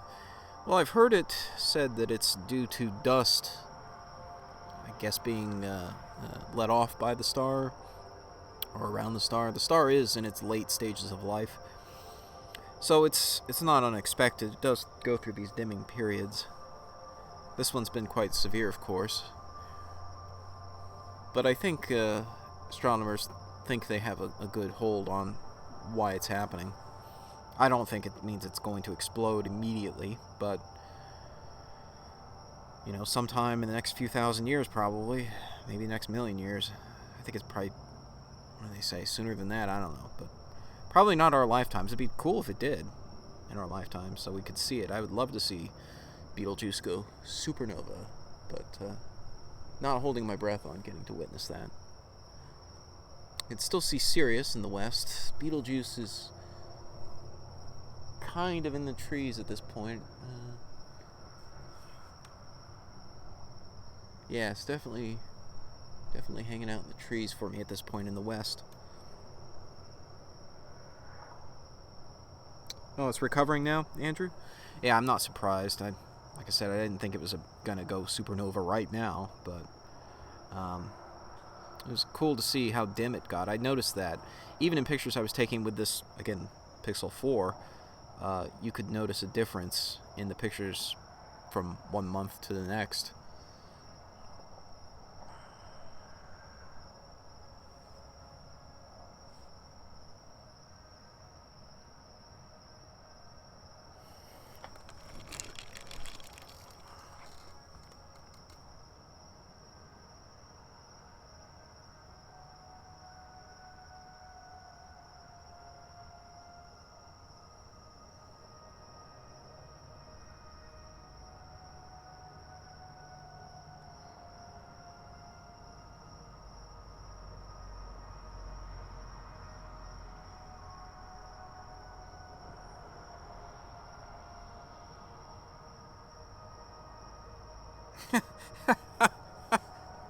Is it possible to stick a microscope on the eyepiece of a telescope?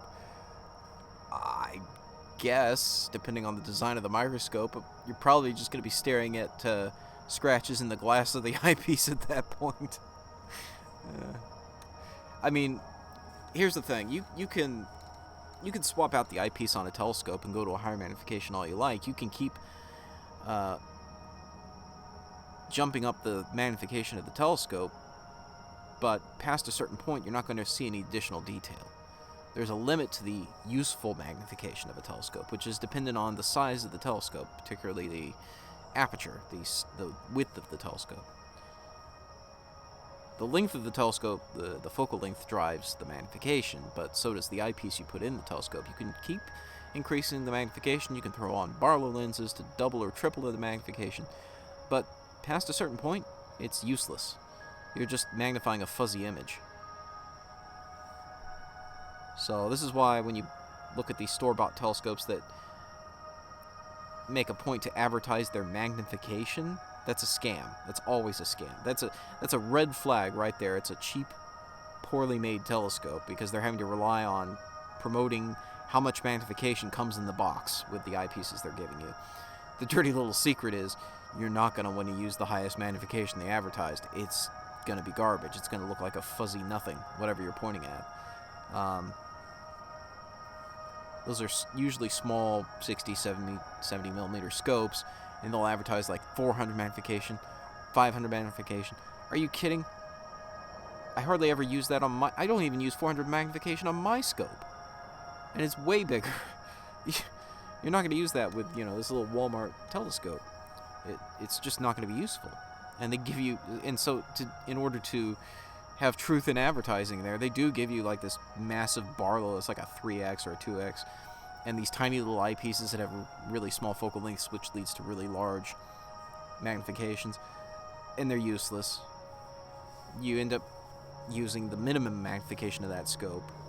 And even then, you usually get really bad chromatic aberration and all this other stuff. So, yeah, you can increase magnification all you like, but if your scope isn't big enough to support it, you're just going to see a fuzzy blob. And not the kind of fuzzy blob you want to see with, like, a, you know, comet or a nebula or a galaxy.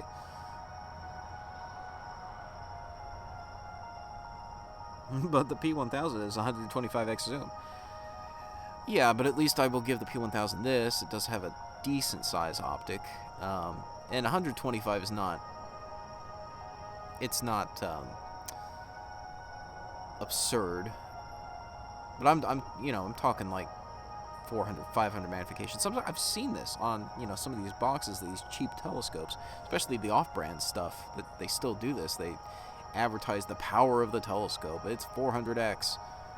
Get out of town. That's not a 400x. I mean, sure, you can configure it that way, but it's useless. You know how to prove flat Earth. No, but it is the flat earther camera of choice. Right?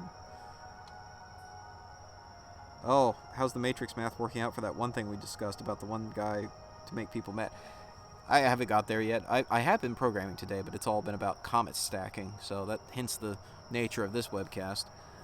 But I've successfully completed my comet stacking program, so that does free that up off my table, so I can get to the matrix math we talked about.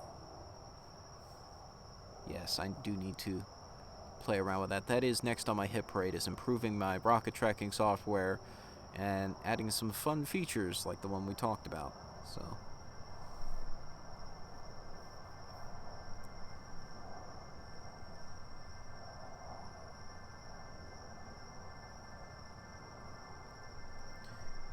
Eric Moyer asks, what town am I near? I don't know, I want to dox myself.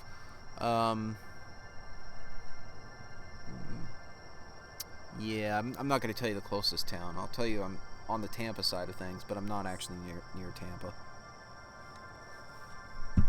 I'm near another city in that area. But still, I'm out far enough in the boonies that I actually do have dark, decent skies. Red's Rhetoric will attest to that. There's like nothing out here. It's the boonies. And I picked that deliberately, as you might imagine, for nights such as this.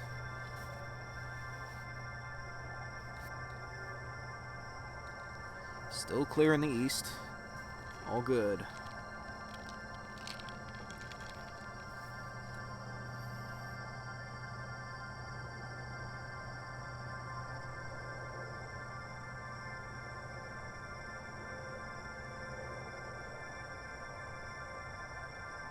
You have a lot of development in Caldwell, Idaho? Really? I'm not familiar with Caldwell, but I feel for you. It was not that long ago I lived in a city where we had real severe light pollution. It wasn't even Tampa. And, yeah, you couldn't see hardly anything. And I was even doing live streams back then. Oof. Shudder. Wasn't seeing all that much. Not like I am now. This is fantastic right here.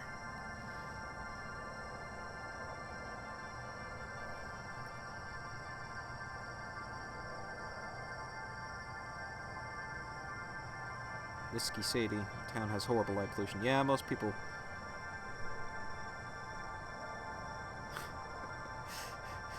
Red, don't say what that acronym is.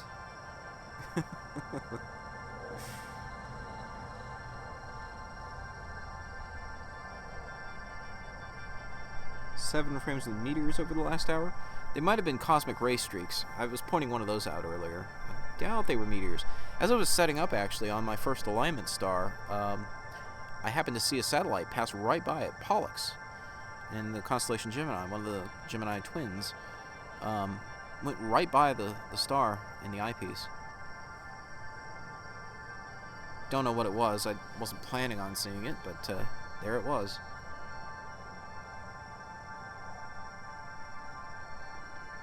Yeah, nearest major city, but problem is, nearest major city in my case, like, is still on its own far enough out of the way from everything else that it narrows it down pretty much as to where I am, more than I would like. Also, it's where I work. Again, narrows things down. Don't really want to give away that much info.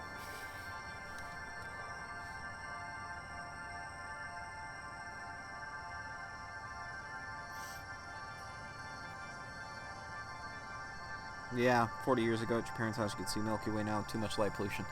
Yeah, that's a real problem. And even the dark sky sites I go to, like Chiefland, I'm telling you, it's sad. It was better 20 years ago. When I was in college 20 years ago, going to Chiefland for the first time in the year 2000. Actually, was that? It might have been 2001, because I think... No, it was the Winter Star Party, I think. So, yeah, no, it was probably 2000. My freshman year of college, when I went to Chiefland, first time here in Florida. It was so dark, and I was lost in the stars. I thought I knew my constellations really well. I could identify constellations from memory without having to look at a sky chart. But that was in Orlando. And that's a very different situation, where you can only see the very brightest stars. You go out to Chiefland, I step out of the car and I look up. My eyes are already pretty well dark adapted, and I'm immediately lost. I can't identify a single constellation at first. I'm so disoriented by the sheer number of stars. It was just overwhelming, the experience. Truly breathtaking for somebody who had, lived in towns and cities. Even in small towns, it can't compare to truly dark skies. And from the town I grew up in, when I was a kid, you could see the Milky Way on a dark night. You could glimpse it. But here, the Milky Way is just overpowering. It's immediately obvious. And the sea of stars, like I said, was disorienting for quite a while. Eventually I got used to it, but it's an unbelievable experience even for somebody who might appreciate the stars on a regular basis. And I wouldn't say the place I live now is like that. It's not like Chiefland, even as Chiefland is now. But 20 years later, the light domes of Gainesville and the neighboring towns have increased. Probably even Chiefland itself has increased. And it's not as pristine as it once was, for sure.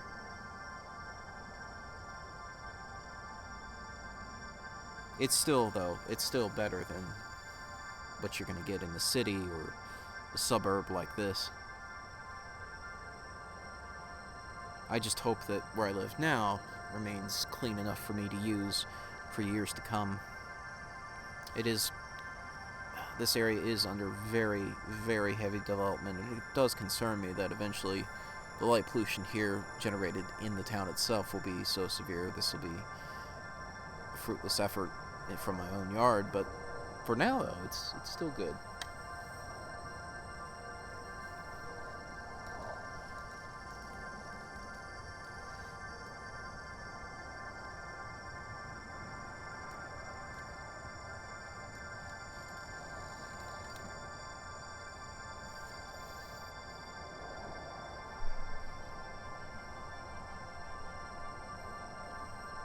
Satellites look like moving stars. Yeah, they do.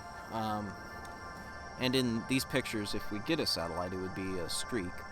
But it's not super likely at this hour we're going to get satellites. Only the highest altitude satellites would still have line of sight to the sun.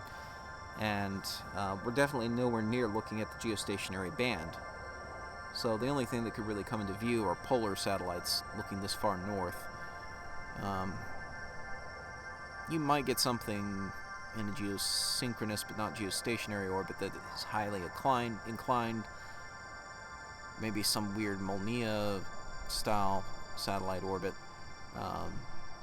could come through the view, but in general, I don't think we'll get too many here. I'd actually be a little surprised if we got any. But it's not impossible. Yeah, in the year 2000, the Conan O'Brien skit. That's what I thought of, thinking back to the year 2000.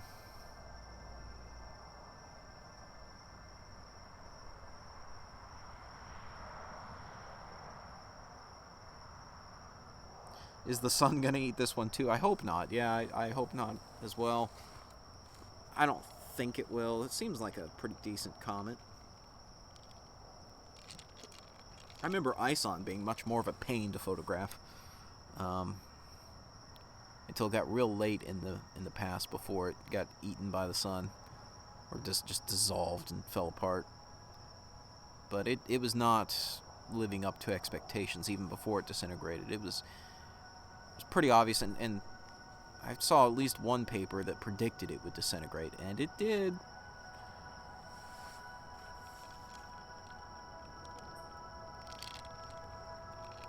Who knows? This one's beating expectations on its magnitude.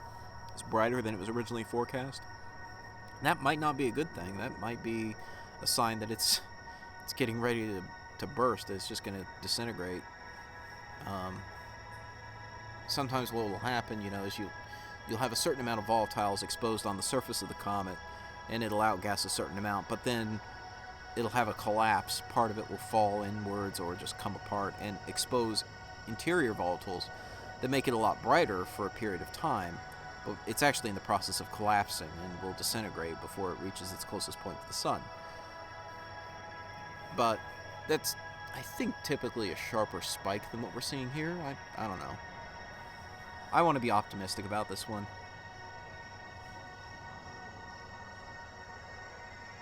Yeah, Jam will call this CGI. I'm sure. Well, let's see what evidence he can come up with.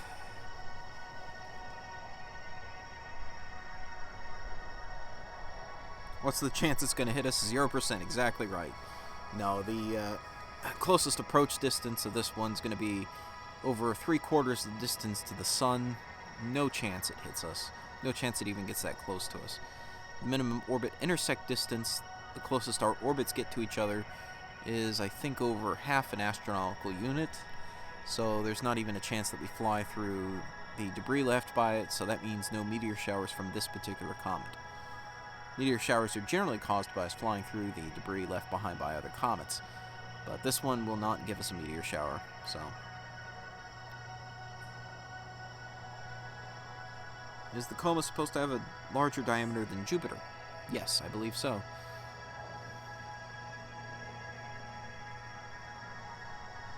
So what are the odds of it disintegrating in Earth's path? 0, because the orbit doesn't bring it through Earth's path.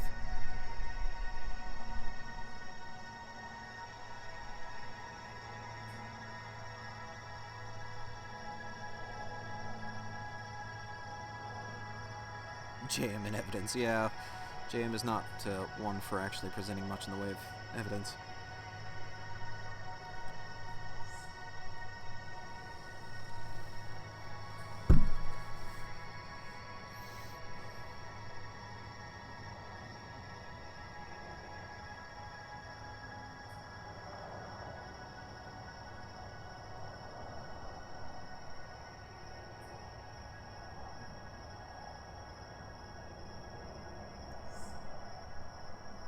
Wouldn't being disintegrated by the sun change the trajectory of the masses? Well, yes, but not enough to do that. If it disintegrates, it'll generally disperse along the orbit, but you have to remember, this comet is traveling very fast compared to the planets. Its eccentricity is nearly 1. The gravity of the sun can barely hold on to it. It's traveling very, very fast. The velocity imparted by disintegration is minuscule compared to that. So the end result is it tends to diffuse along the orbit, but the it doesn't really spread out perpendicular very much relative to the orbit because it's traveling so fast. So in order to reach Earth, it would have to receive so much velocity that it could cover that close approach distance of 3/4 the distance to the sun, and it would have to do it within weeks. Just weeks. That's a massive amount of velocity, and you're not going to get that from disintegration. Even if you set off a nuke, it wouldn't give it that. So no, it's not at risk of impacting Earth at all. Even if it violently disintegrates, not going to happen. Since we see no tail, we do see a tail. It's faint, but it's there. The tail is facing up in the image because of how I've got the camera oriented tonight. Camera orientation is dictated by the need to get a bright guide star, so it's rotated 45 degrees from orthogonal to the telescope. So it's 45 degrees from where it was the first webcast I did. So the tail's now facing up this direction.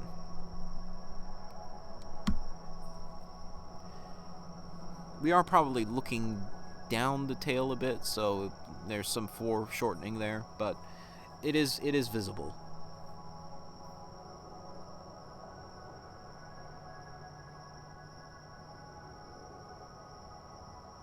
And what about asteroid 1998 or OR2? Yeah, I think that was, I forget what the close approach distance was on that one, but it's not terribly at risk to impact. In fact, fun fact, you see the number before 1998 OR2 in parentheses 52768. That means it's a numbered asteroid. In order to be a numbered asteroid, the orbit has to be very well known. Only once the orbit is well known and well studied do they assign it a number. Generally, I forget what the rule is. It's like so many oppositions the asteroid has to be observed on. So basically, that means there's a long span of time that we have observations for that asteroid, enough to nail down the orbit quite well. So when you see a numbered asteroid like that, generally that means it's not going to be much of a risk to impact unless we would know about it if it was a risk to impact in the near future. Longer term, then yes, maybe it could still be a threat. But in the near future, no. Not if it's a numbered asteroid, unless we already know that it's going to hit us. So, asteroid Bennu, for example, currently being visited by NASA's OSIRIS-REx spacecraft. OSIRIS-REx is going to collect a sample of that asteroid and bring it back to Earth. That asteroid is actually a small risk of impact much further in the future. Not in the short term, but in the long term, there is a small chance, that because of how the sun's radiation pressure and solar wind will affect the trajectory of the asteroid over long periods of time, and how the Yarkovsky effect especially affects it, that could cause the orbit to shift enough that it could one day hit us. There's a small chance of that. So having this mission orbiting that asteroid, following it, and tracking it, and mapping it very precisely, getting very precise measurements of its reflectivity on all sides, all of that is going to help us refine our predictions of where it's going in the future, and probably either confirm or refute the possibility of it hitting Earth in the future.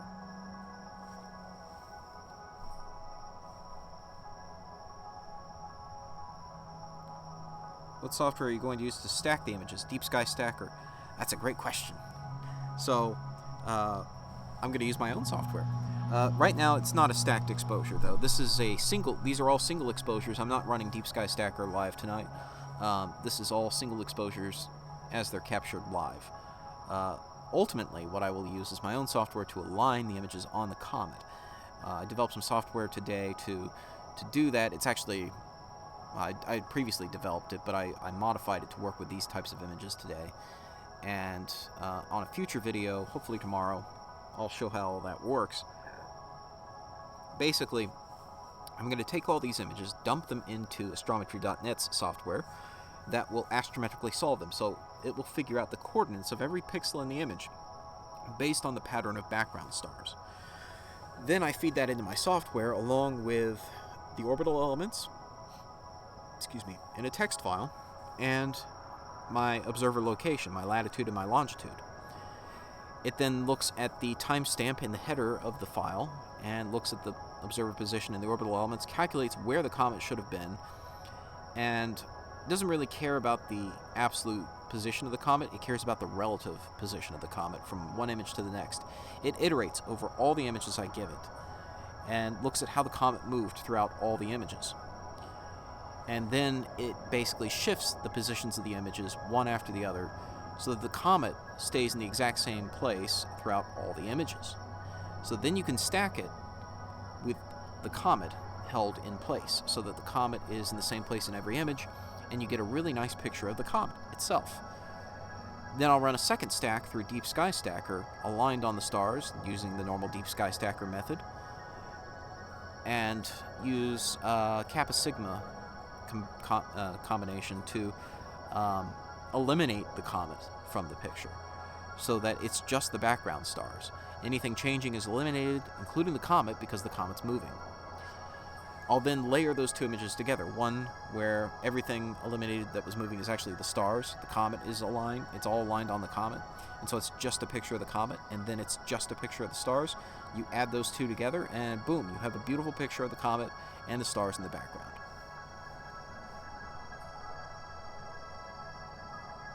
Have I ever imaged Eris or Sedna, I assume you mean? No, I haven't done Eris or Sedna. I have done Make, which is another Kuiper Belt object. And I apologize if I butchered the name of it, but I believe it's Make. It looks like Make, but it's a Hawaiian name, I believe.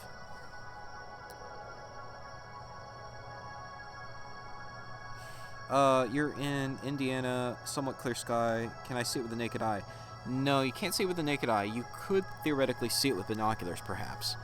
It is, and I'll post a link. Sorry, I'll post a link to the finder chart again. It's declination-wise, it's north of the shoulder of the bear in Ursa Major. But for most of us, that's at this hour here in the United States, that's going to mean it's below the Big Bear, because the Big Bear is sort of rotated with his back facing the horizon.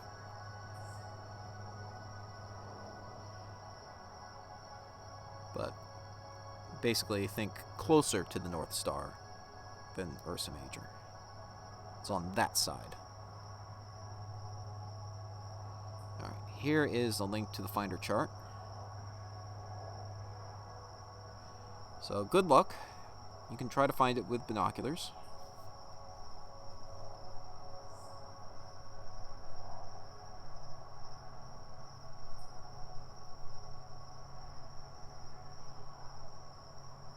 What is the software you made called? Haven't really given it much of a name. I colloquially, I just call it Comet Stacker on my computer. Guess you could call it that. It's shortened to the point, right? It doesn't really stack the images, it just aligns them and gets them ready for whatever program you want to use to do the stacking. I could do the stacking in the program, but I don't want to, because I'll do different kinds of stacking with it. I just want them to align on the comet. And then I can choose to stack it so that I get streaks of stars in the background, or just the comet with no stars in the background, and do all that in secondary programs like Deep Sky Stacker. But this definitely enables that, because oftentimes the Deep Sky Stacker, it won't always recognize the comet as a star-like object. If it doesn't see a really tight nucleus in the comet, you won't be able to align it on the comet in Deep Sky Stacker. And I can show how all that works in another video later. It's kind of what I want to do.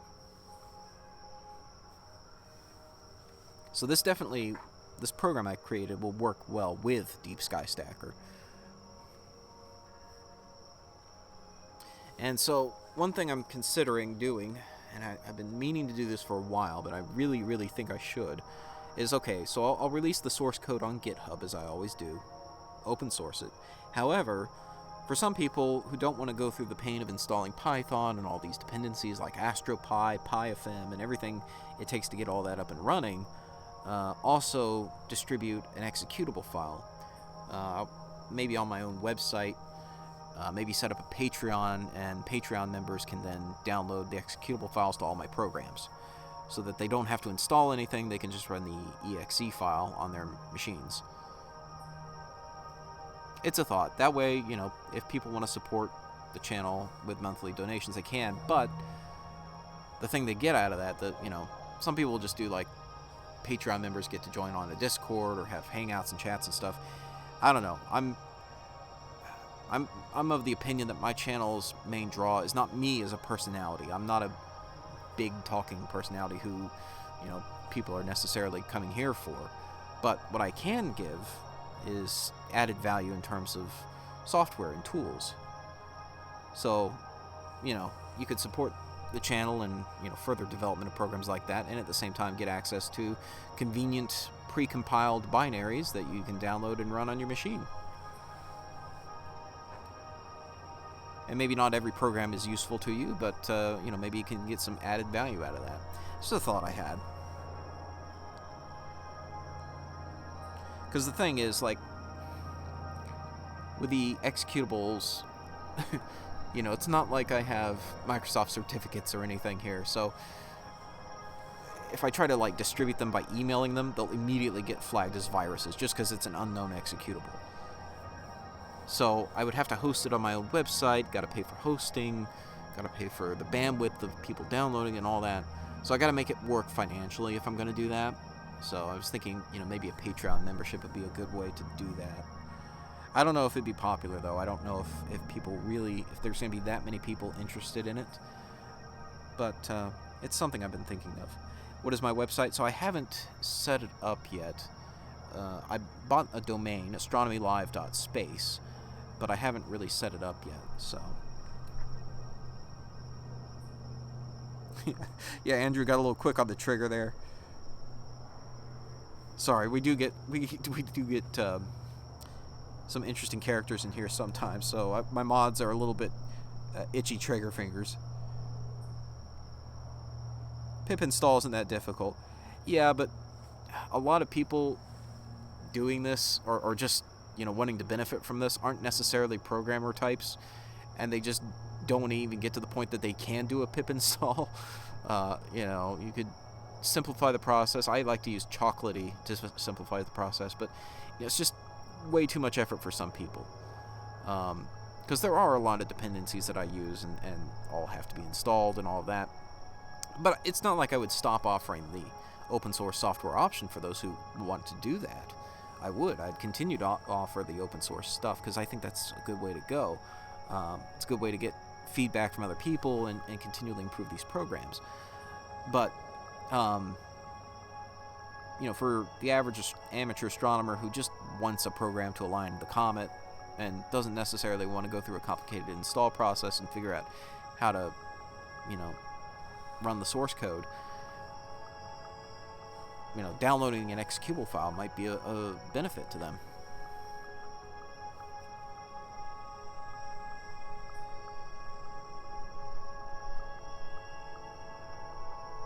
Oh, thank you, AE MIDI. Sorry, I'm gonna go with MIDI for that one. Yeah, I know, Andrew. Linux all the way, but a lot of amateurs, you know, are using Windows machines. So, teach their own, though, and like I said, I'd continue to offer the source code.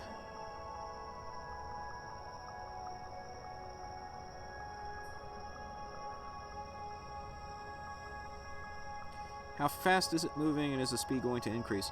The apparent speed will, well, and the actual speed will increase, yes, as it gets closer to the sun. As you can see, it's moving in every single image. It's slightly different position. Current angular rates are negative 427 seconds of right ascension a day, positive 737 arc seconds of declination a day, and range rate, radial velocity, negative 7.5 kilometers per second. Now that's interesting. I noticed that has changed, and it's actually reduced. So during my last webcast, the closure rate of this comet to Earth was 8 kilometers per second. That has now dropped in just a couple of days to negative 7.5 kilometers per second. So it's getting closer to us at a rate of 7.5 kilometers per second. It's dropped by about 500 meters per second.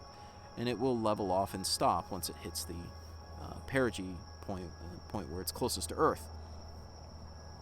And at that point, it will be a little more than 3/4 the distance to the Sun. I think the close approach distance is like 0.78 astronomical units, somewhere around there.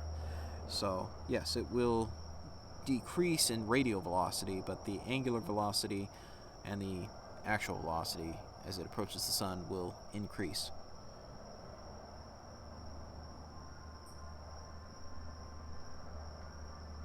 So in total, total angular velocity right now is 2,545 arc seconds, not seconds of right ascension, arc seconds per day, at an angle of 286.8. I assume that is in the equatorial grid. So all this is coming from Sky Safari Pro.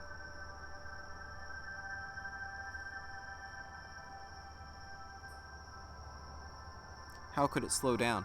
Well, it's slowing down in terms of its closure rate to Earth. It's not closing in on Earth as fast because it's not going to hit us. At some point, that closure rate is 0 because it's not going to get any closer to us. It's passing us by. So as it starts to pass us by, the closure rate actually decreases.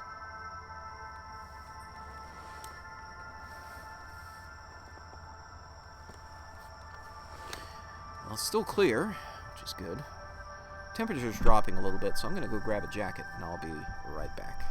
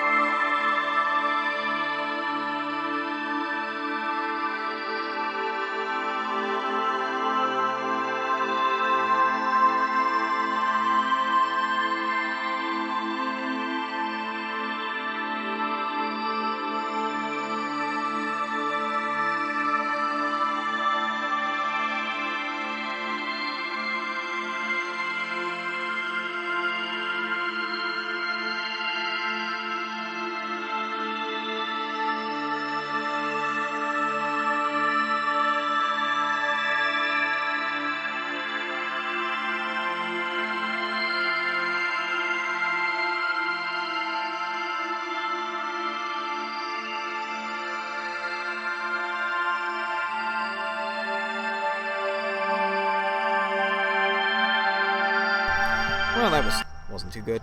As I was about to leave, I took a look at the cables and adjusted the power cable on the camera a little bit just to make sure it wasn't getting bound up, and managed to bump the camera, and well, yeah, basically bumped it, shifted the camera a bit, and immediately lost the guide star completely. Fortunately, the guide star went in a direction that it's still in the chip, so I can see where it is. Just got to get it back. This will shift the images a little bit, and again, interrupt the time lapse a bit. Urgh.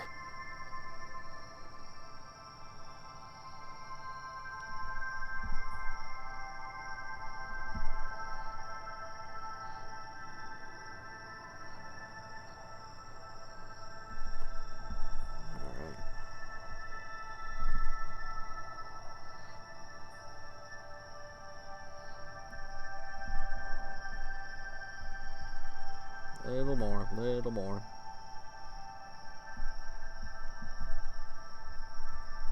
Yeah, this Comet is right at the limit of where I can get with this camera and the focal reducer in place. For sure.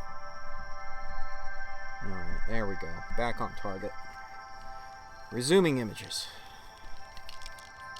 Little hiccup in the time lapse there from that, but we'll deal with it.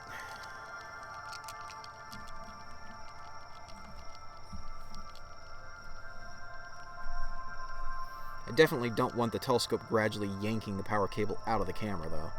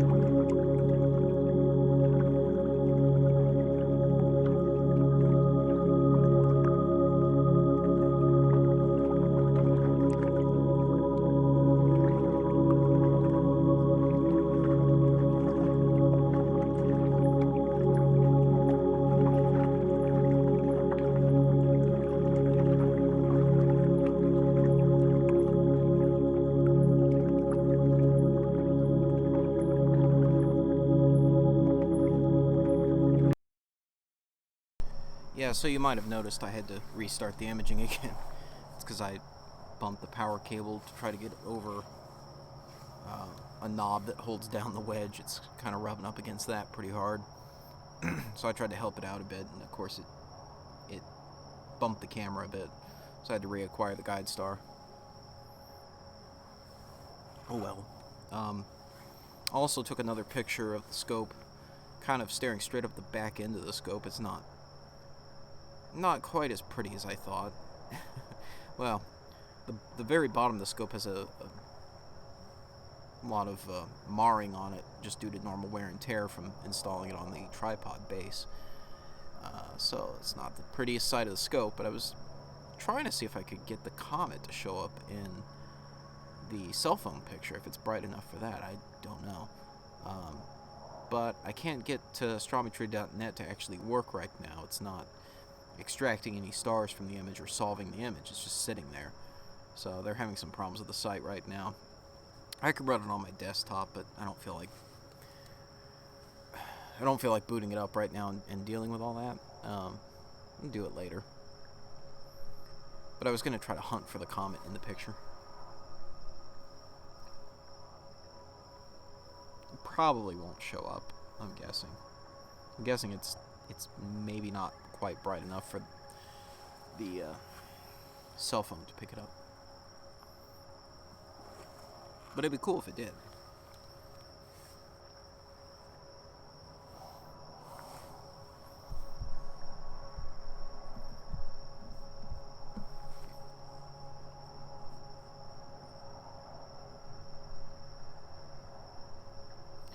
AE Meade says, up and to the left next of the comet, next to dim star, there's a fuzzy little spot. Galaxy?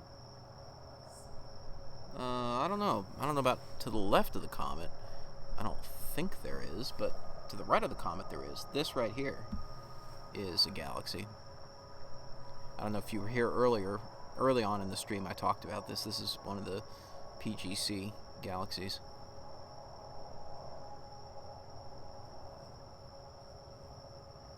And there's another one here. There's a faint little one right here. Hard to see, but it's there. I think there's another one around here, I want to say. So yeah, there's a bunch of little spots that are slightly fuzzy that aren't stars, and they're actually galaxies. But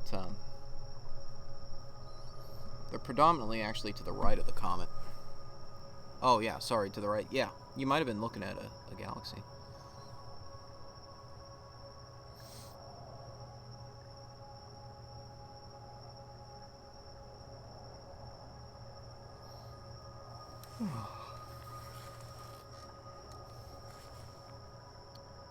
There were some clouds to the south. This comet's way to the north, so no factor, but keeping an eye on the weather, making sure we don't run into more clouds.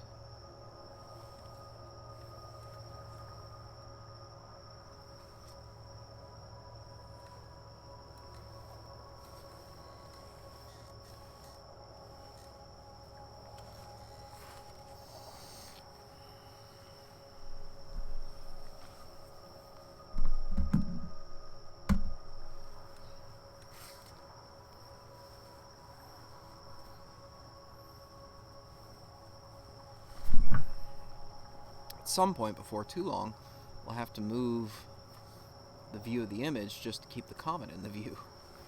The image is actually bigger than what you're seeing here. I can actually zoom out to give you a better idea of the full picture. So as you can see, the comet's actually pretty close to the center of the field of view.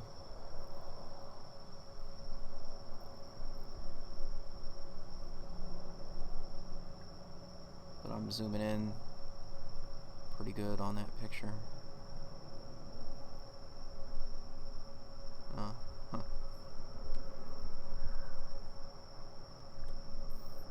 to shrink it down to get some motion bars on it.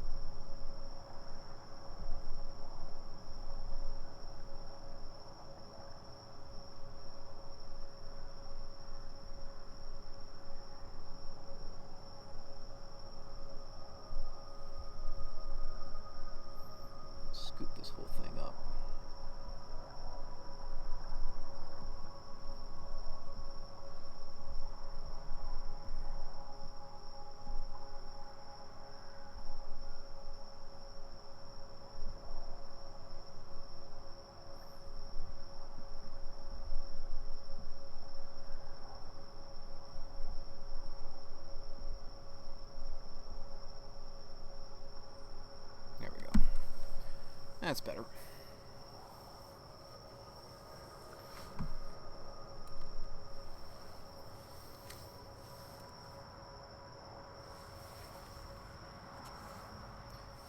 Could I point to the guide star? Well, the guide star isn't in the main field of view. It's off the top of the main field of view. The guide camera, the guide chip, pulls off a piece of light that is above the field of view, so you can't actually see it in the main camera. But obviously it is there on the left.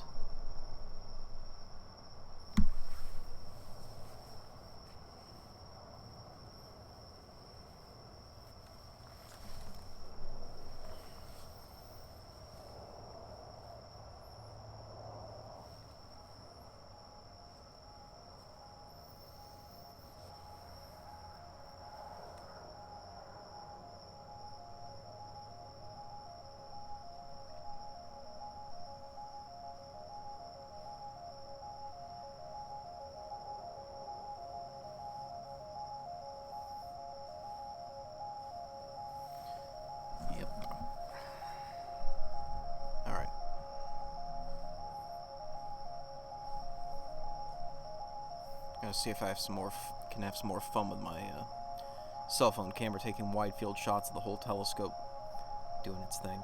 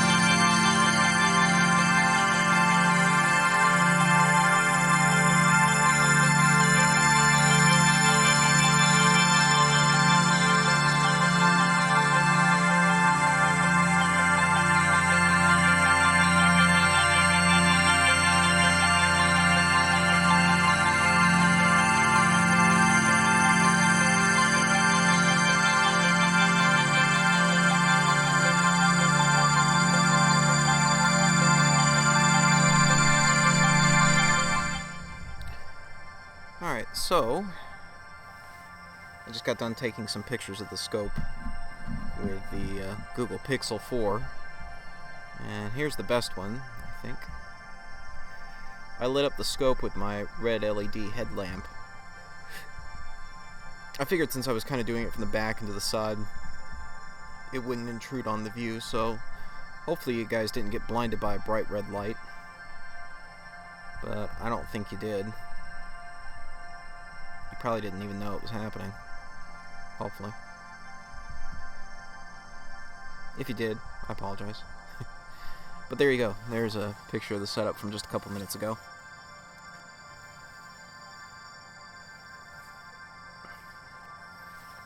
I lit it up with a headlamp because otherwise it's really dark against the background trees and hard to see where the scope is. So this really brought out the scope with a foreground light, or fill light, I guess you'd say. Try to make it bigger. Ah, stop it! I don't want to. Okay, stop resizing. Trying to make it bigger. We want to point out something in the stars.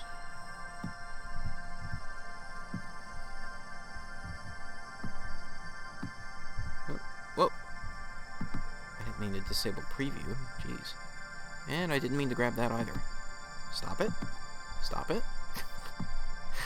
Okay. Sorry, OBS is going crazy.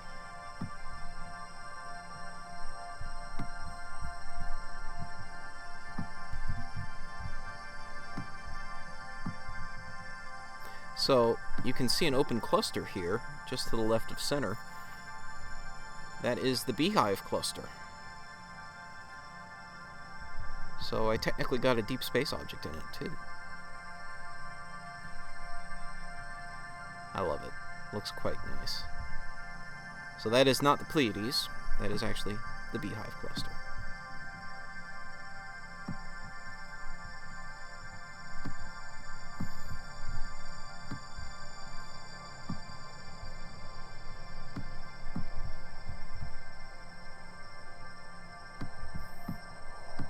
That is a quite nice picture of the setup, though. I'm tempted to just leave that up on screen somewhere where we could see it. Feels like the most natural position is for it on the left, but then that blocks the view of the guide star.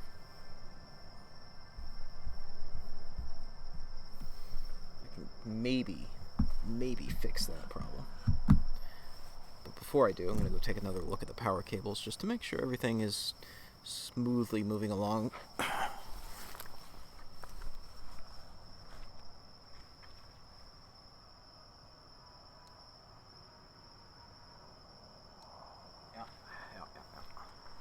Yep, should be free and clear now.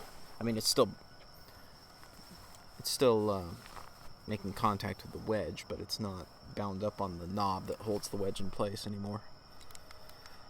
So that's good. Okay. Let's see if I can rearrange things with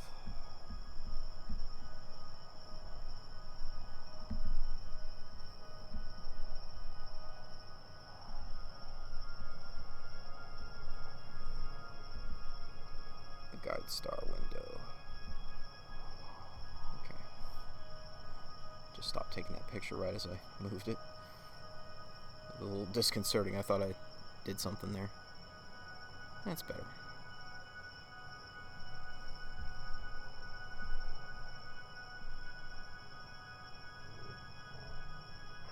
Oh no, oh no. There we go. Don't want to hide the guide star window. I want to see it.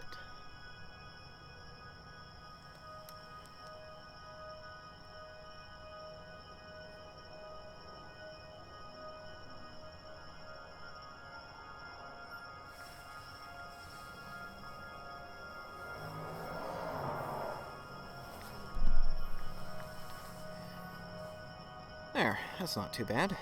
Not too shabby.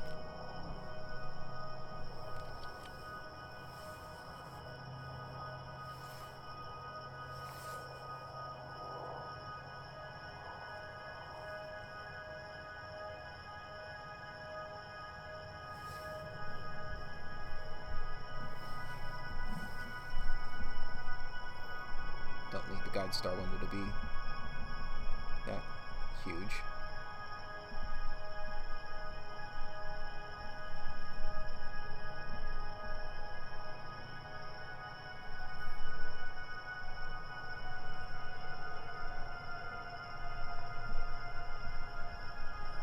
It's better.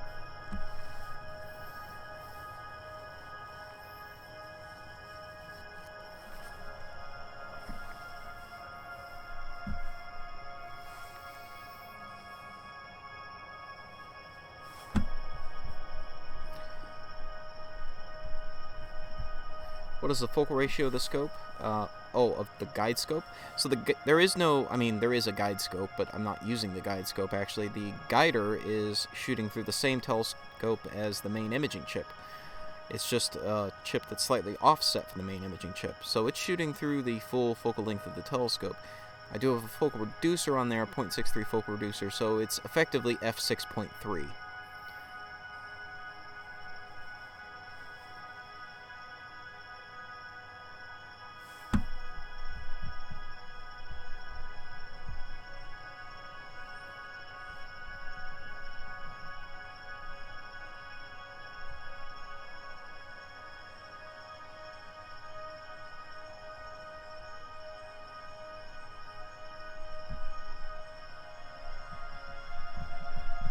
And I just realized I've had top chat on this whole time. I hate that.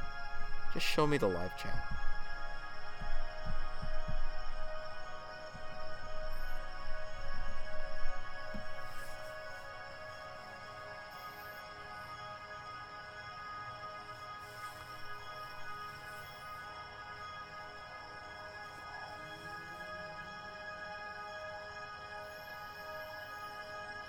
And thank you, mods, for keeping tabs on things and control on things while I'm away.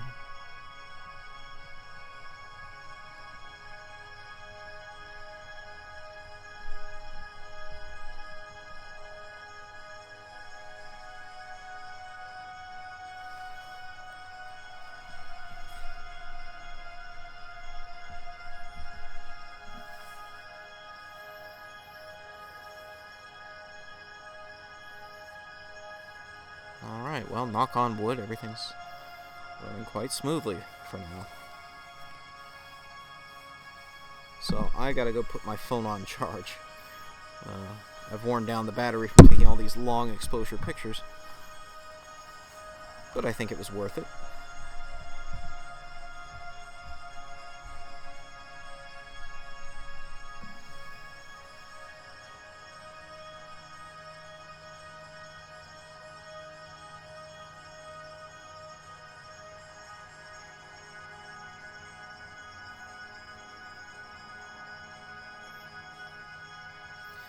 This is all from Florida. I'm streaming and taking these pictures from Florida. Alright, I'll go in now. I gotta charge my phone. So I'm primarily keeping tabs on the chat. So I'll be in the chat, but inside.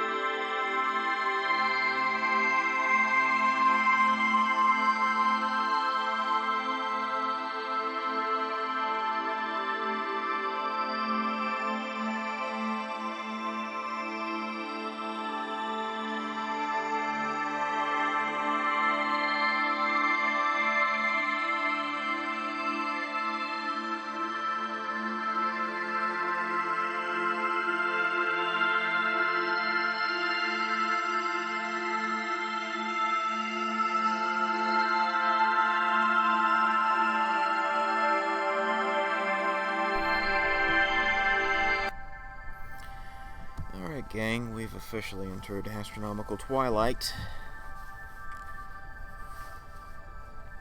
So we're going to wrap it up here.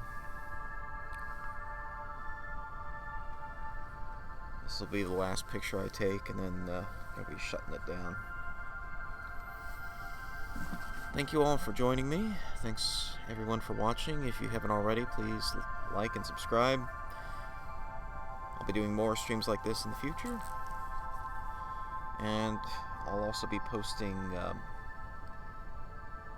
my new comet stacking alignment program, as well as a time lapse of the images taken tonight.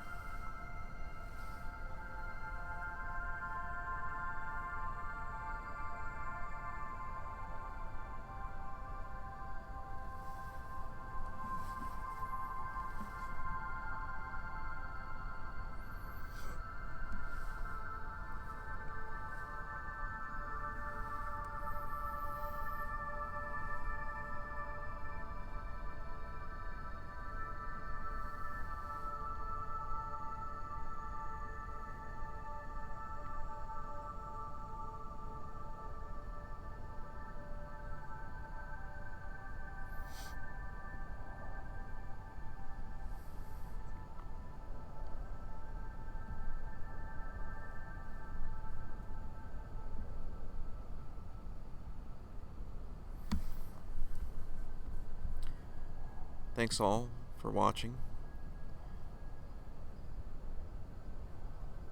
Clear skies, folks.